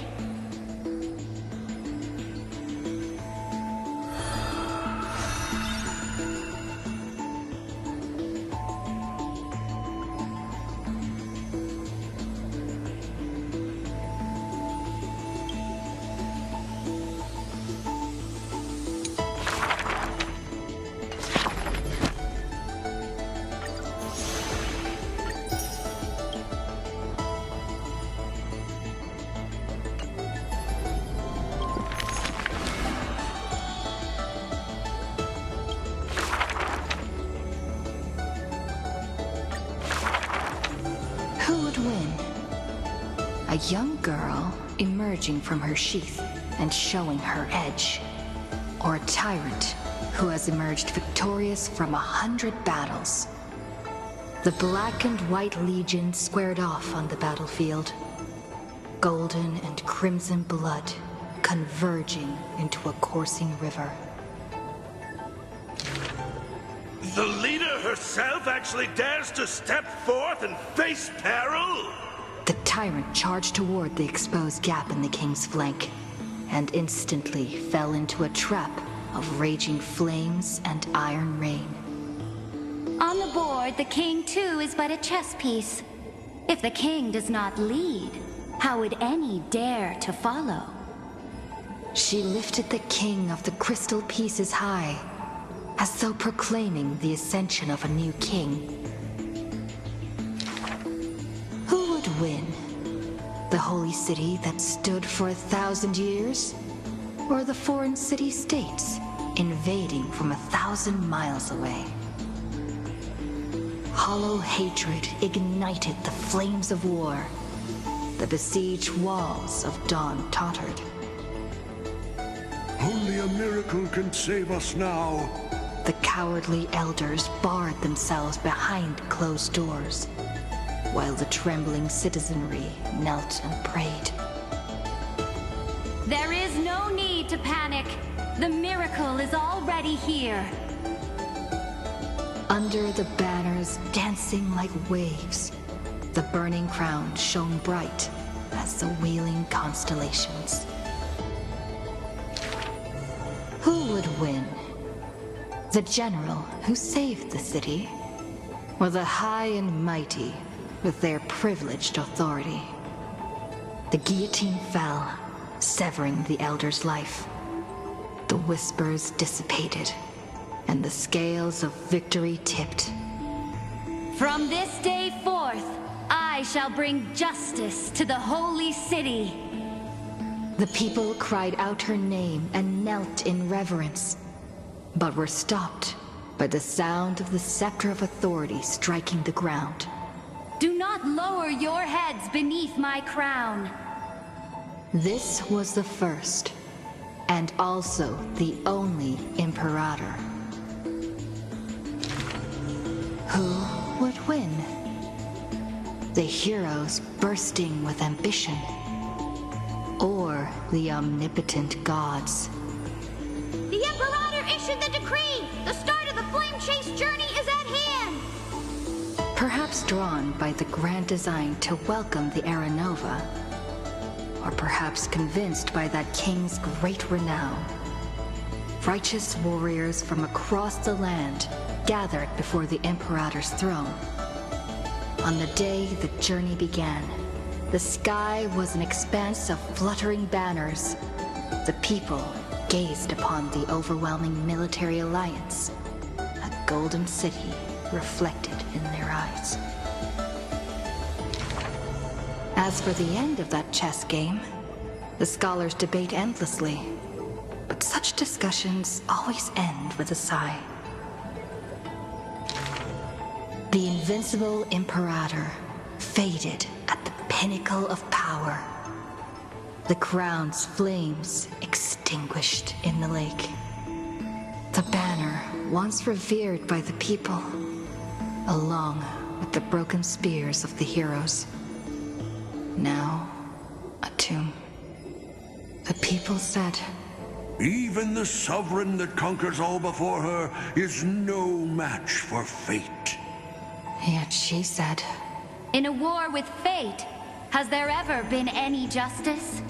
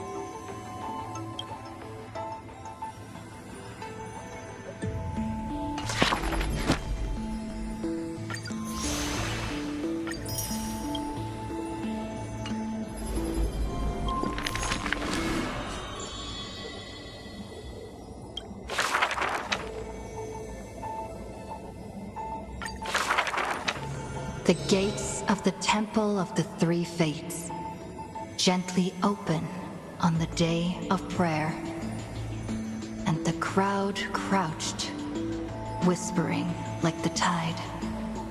The priests of Yanis listen to the prophecies. The unwavering axis of the scales of Talantin maintains balance, and only Orynyx remains silent. Mother, teach me how to answer prayers. The Titan tasked with time is as perplexed as a child. Don't be scared. Please don't be afraid. A familiar voice rings out. Listen carefully. The future they want is in the past. Like the first light of the morning star. Really? In the past? The child sank into a peaceful slumber of recollection, whispering revelations in their sleep. Until the masses crying out amidst the flames of war were swept away by the sounds of sharp swords locking. The fires of ambition incinerating the law. Mother. usurper. Assassinate the divine body. Memories are tightly entangled by nightmares, with nowhere to run. Don't be scared. Please don't be afraid. An unfamiliar voice rings out. Go to sleep. The ending they want is yet to be born. Like the warm glow of the setting sun. Really? Not here yet. The child continues to sleep, waiting for the next waking dream. And when they opened their eyes, 2 of the 3 fates who once received offerings had already faded from the pages of history. Mother! Mother! I'm already all alone. The child let out a helpless cry. Don't be scared. Please don't be afraid. A familiar voice rings out in the mirror. Just wait. The stars that illuminate the night will visit in the end. Like gentle moonlight. The gates of the Temple of the 3 Fates now close tight. People no longer pray to a titan who cannot touch the world. Within the inescapable dreamscape, the flower stems nourished by the black tide serve as a swaddling embrace, drowning the young child's soul. Mother! Mother!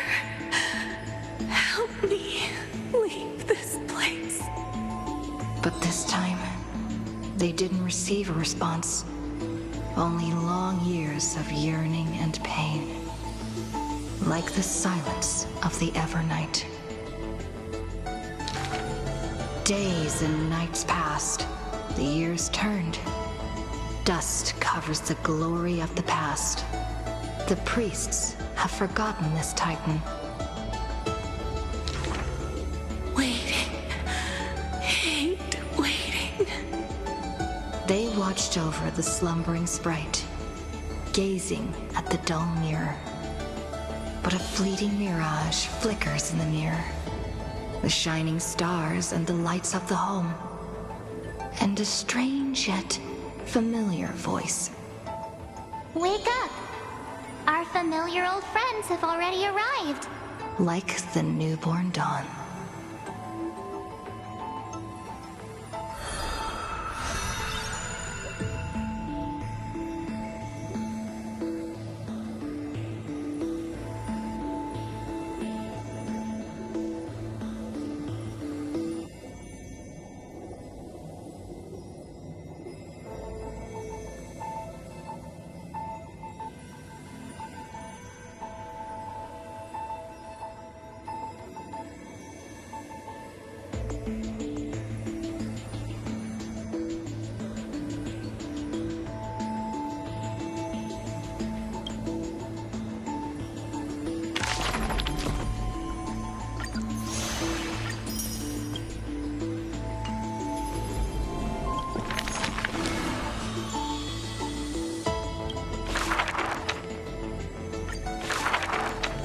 The ancient chaos was shrouded in silence and shadow. The giant dragon's offspring was born from the earth. Sweet dreams had smothered the giant dragon's eyes and ears. And as they slept, the 100 eyes of Aquila had already opened. And Fagusa had begun to stir the playful waves.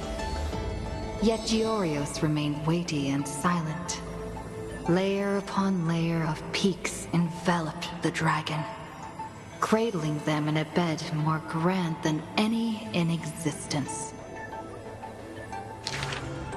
The giant dragons spent their childhood in darkness.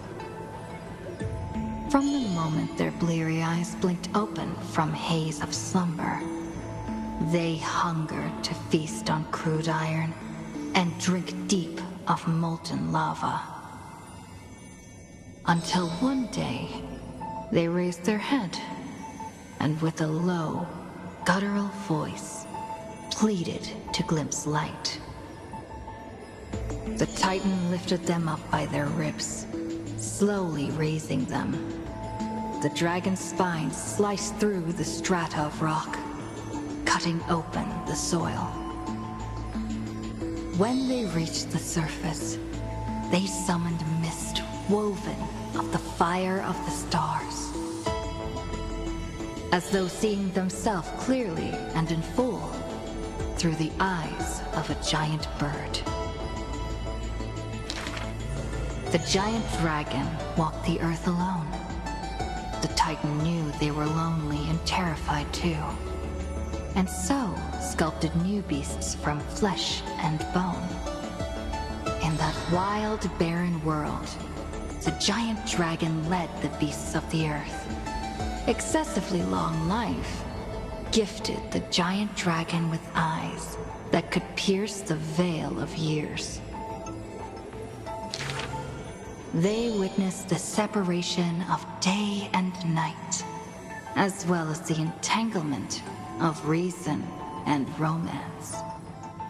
And even Kefali did not neglect to share with them a chalice of golden blood. The ocean teased, saying, even should the earth sink utterly, they would not rot. Ever since they opened their eyes, the giant dragon rarely returned to slumber. And thusly, that mesmerizing dream that occasionally burst forth at night etched a trace on their memory. The gods they were familiar with were in this dream, and they were as immense and imposing as ever, yet had lost their freedom. Just what manner of magnificent pathstrider could imprison the Titan's mere reflections? The giant dragon dreamed also of their own path, that great breath from the heavens, or perhaps from beyond even the heavens. They dreamed of silver shards amongst the stars, reflecting the form of another giant dragon. That great cerulean dragon approached Amphorius, the distant whispers roiling, becoming a roar engraved on the earth. They recognized the meaning in that low roar. Its name, permanence.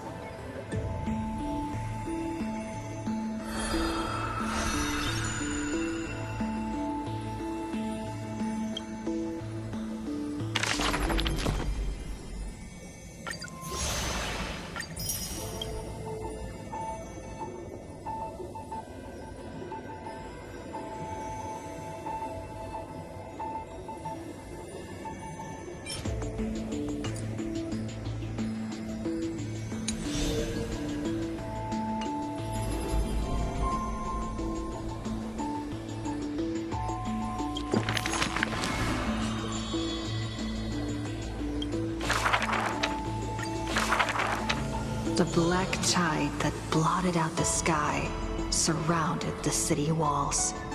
The soldiers manning the walls battered from battle. Melodious chords of music were suddenly heard.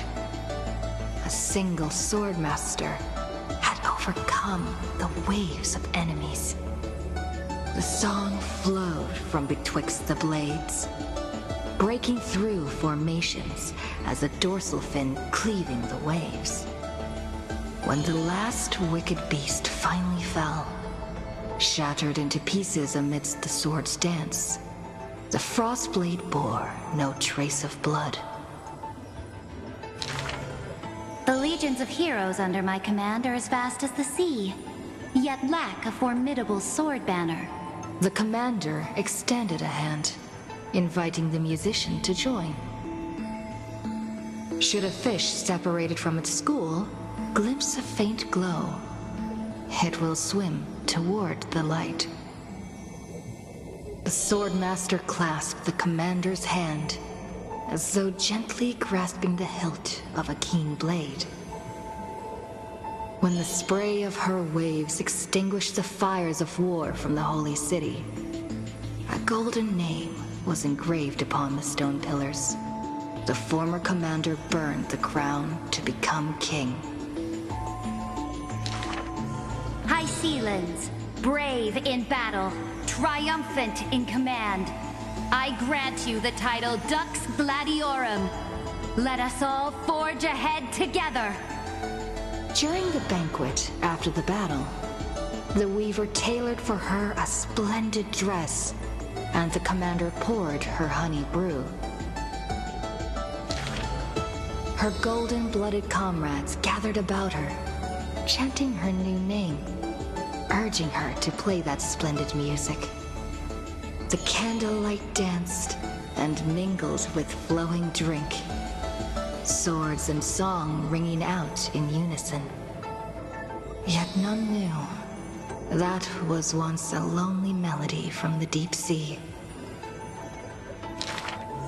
The music of revelry continued for a long time, until the whispers of conspiracies were buried in the songs, until the roars of lethal struggle shattered the music. Legend holds that they who bear the weight of a pillar shall one day return to where it stands. Those who tug at the earth shall end amongst the mountains. Those who sow dawn and dusk shall remain eternal in the sky.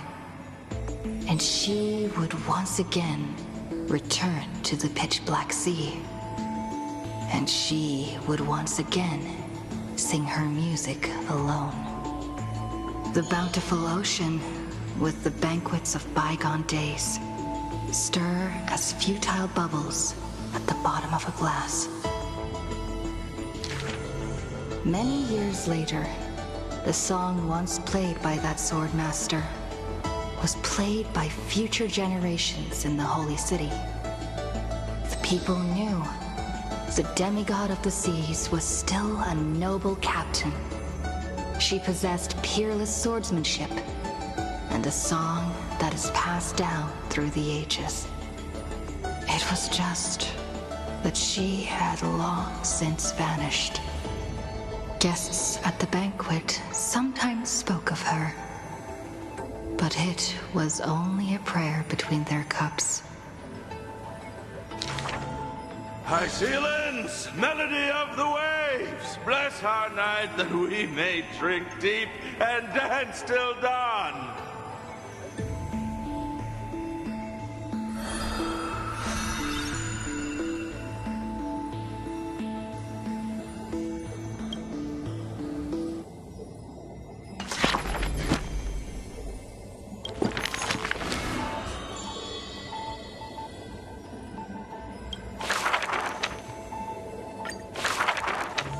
On the leaves, the rustling wind plays a melody as the girl looks over this courtyard petite and exhales, gently dispersing the palm-held blessings.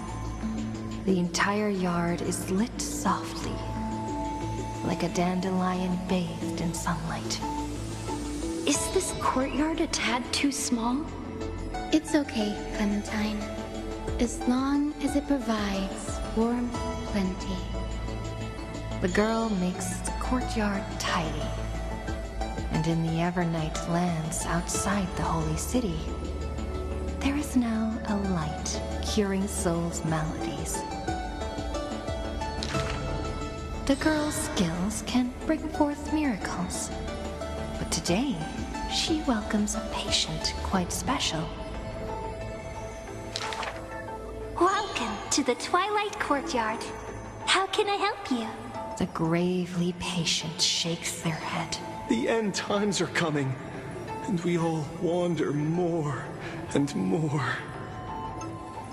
Oh, you may heal our wounds, but you cannot cure despair.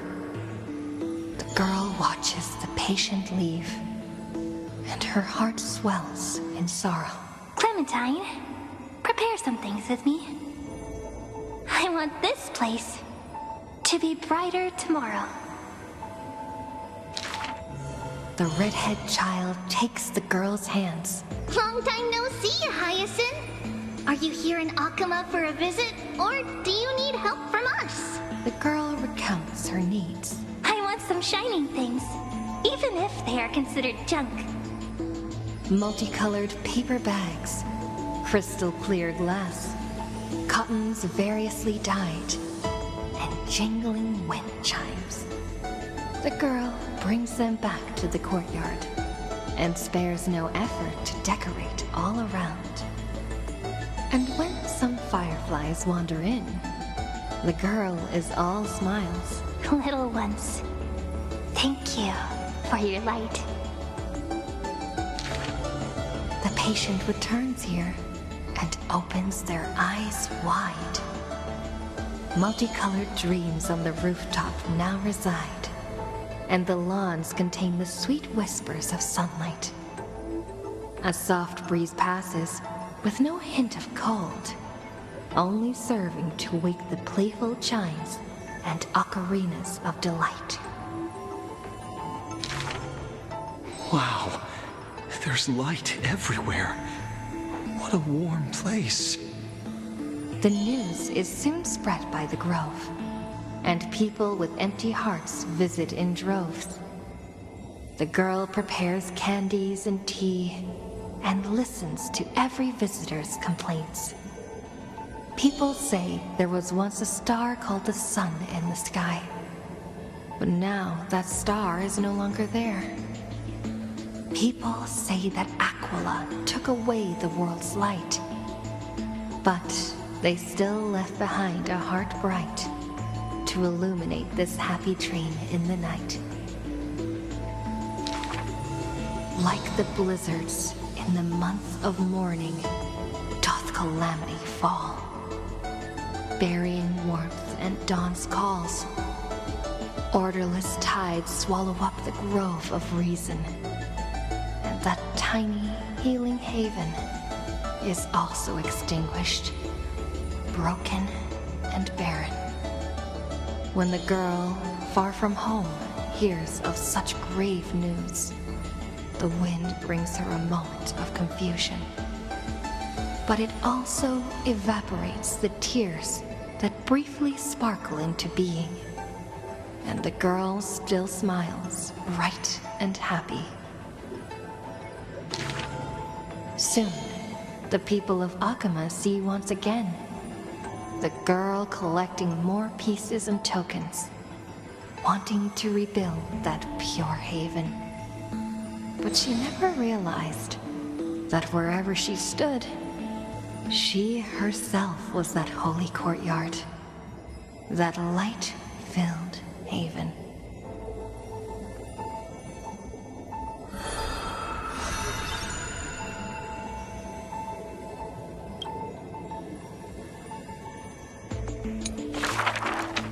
This world may contain thousands of ills, but the number of sufferers is countless, like ocean-going sails. The father and daughter who inherited the sky wander this land's paths, and throughout the cities, they heal the unwell. Heirs of the sky who once reveled in martial might, why do you now soothe the world's blistering blight? The doctor responds with a smile as he cures the injury's agony. Father, why did our ancestors revel in warlike might? Because they only have a sorrowful past of lamenting wails. Then why are we here, soothing the blight? Because we have a future that needs protection still. The priest who parts dusk from dawn collapsed the sky and sealed her wings, and dwells in a place where time itself mends, bearing the promise to return to the Zenith Supreme. This is the Twilight Courtyard's story. And the father tells his daughter the tale of their line, next to the bonfire, lit in the wilderness where winds pine. Though he had told the story many times before, a light in the girl's eyes still shines. Maybe I will return to the sky one day. Or maybe that is not to be your fate. The blessings of the sky were passed down through generations of their heirs. The brawn of the Titan who molded stars granted a boon fitting and fair. Perhaps the girl with heroic blood in her veins will be accompanied by thunderbolts and the sun's merciless glare. Childishly, she recited the words, "Oh sky, heed my wishes." And thunder and heat did not descend. She only saw a sliver of gentle warm flare, wiping away mortal exhaustion and others' tired airs. What a gentle blessing! All said that she must be a savior saint, bringing light to the land, even if faint. But where the girl's eyes often gazed was the wine-dark sky, gloomy and bleak. The god is also sick. That grand longing to save the world may be no more than the girl's feeble dream. But her father treated it as his greatest treasure and taught her all the ways of potions and creams. That girl therefore always accompanied the gentle master of healing and repair. And she brought glowing faint light to the night, dispelling pains and mending the world's pitchy blight.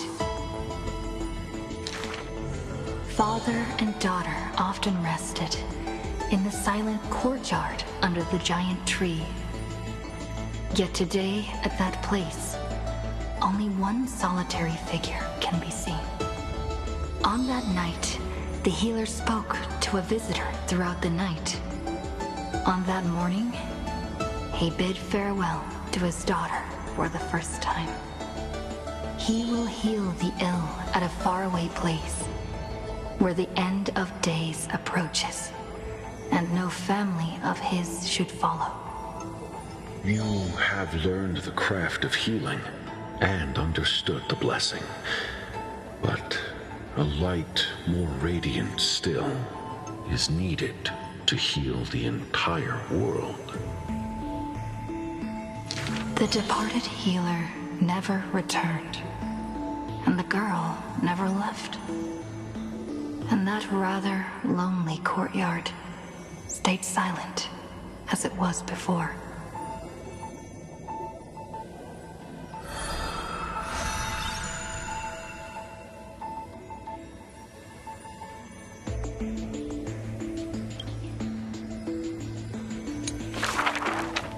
A good student who often did stupid things. Was the assessment from the Litovchist sage. An excellent healer who fails at all scholarly means. Was the assessment from the noticed sage. A shining child who also burns away her own life's rays. Was the assessment from the erythrokeramist sage. A fool who was always wreathed in smiles, while drowning in a weighty and pitiful dream. Was the assessment from the Newsporist sage.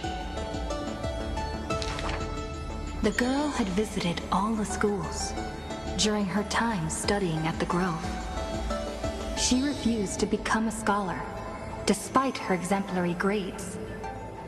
Instead of increasing this world's knowledge, I prefer to reduce its pain. While the sages faced her words in silence, the Newsporist sage alone decided to hire her as assistant post-haste. An apprentice who spends wisdom is more precious than scholars who hide knowledge away. The faded twilight courtyard, long eroded by time, now shelters a girl, the sole heir of her lineage. Loneliness accompanied her days, till the sage of the Caprists visited her and brought her a chromatic pony with a grin. It may be the Eye of Twilight's creation in times gone by, for it shines with the sky's rainbow hues within. Could it be the warlike winged beast of her father's tales? But the sleepy, dreary-eyed pony before her was soft as freshest plucked cotton. The girl still took this gift, for from the little creature, she smelled the scent of clouds distant. If it weren't for her, I would have suffered more accusations. The Newsporism sage says in admission, the scholar is coming to deliver arguments and reproach, often stopped before the door, not coming to fruition. For the girl before the door soothed their blazing anger, like the soft clouds, gentleness in cumulation. Do you know what sacrileges he has committed? The girl muddles her answers, yet her heart knows in full admission. Like you and me, he too wishes to heal all of this world's afflictions. The girl treated ailments for many years in the grove, composing her medical treatises into tomes. When scholars seek medical help, she realizes with a startle that kindness too can grow into its own bloom. By that time, the twilight already lost their eyes, and the world drowns in evernight, while the girl and the healer again traverse the world in gloom.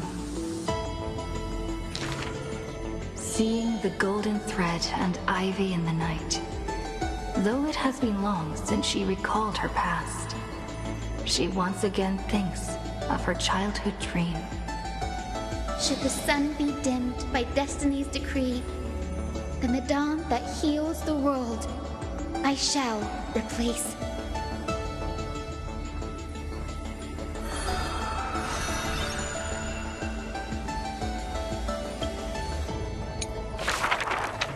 On that day, the dawn promised by the Skyfather shattered in haste. As the black tide surged, breaking through the walls with relentless grace. In a quaint yet exquisite courtyard, two bitter foes meet at journey's end. Their fates entwined in fate's regard. With no escape, no road behind, they trade a weary smile in kind. Together they gaze at the heavens of fire. If I can ever see the faint light again and stay alive. Then, Outlander Nemesis, you I will forgive. Not long ago, as the romantic demigod closed her eyes, the girl bottled her tears in sorrow, and once more opened the dim-lit garden wide. Two figures step into the courtyard's gate. A general of Kremnos, her body torn, by vengeance bound, by fury swayed. A noble of the Holy City, once wrapped in gold, now haunted by a fate betrayed. A simple injury, or so the girl believed. Yet the two women met with scorn, their words like blades. Because their children fled in love's embrace, while bloodied pasts left scars in place. A feud unbroken by countless years. A chasm carved by blood and spears. This was a sickness beyond the girl's touch. Just do your duty as a healer, girl. Family feuds are like sunlight and storm clouds. They cannot mend. At last, the girl saw it clear. The courtyard's birth in days of yore was born to mend the rift of dusk and dawn. Then I will make every effort to have you cast aside your difference in this faint light. Before long, the general's wounds were healed, and the noble's worries gently repealed. Yet when their gazes met once more, the loathing within remained unswayed. The girl then spoke the tale of her Stykin, of a grandmother's sacrifice, a father's flight from within, of ancestors who descended, leaving their feud behind. Their hands in hers, she held them tight, yet flames of hatred burned too bright. She did not waver or despair. She just smiled and gazed upon the sky. I will use my own fate to prove to you. The courtyard, once bright, lay steeped in night. Hanging blossoms and wind chimes, all swallowed by the black tide. The general raised her spear, for the noble's sake, while the noble whispered prayers for the general, gentle as a lake. If I can ever see the faint light again and stay alive. Then, Outlander Nemesis, you I will forgive. The death they awaited never came. Instead, a cascade of colors fell from the heavens, simply there, protecting them both. The sky still burned, dark and low, yet her words lingered, a gentle ember refusing to fade. I will use my own fate to prove to you. Day and night can be mended, and so can hatred be undone.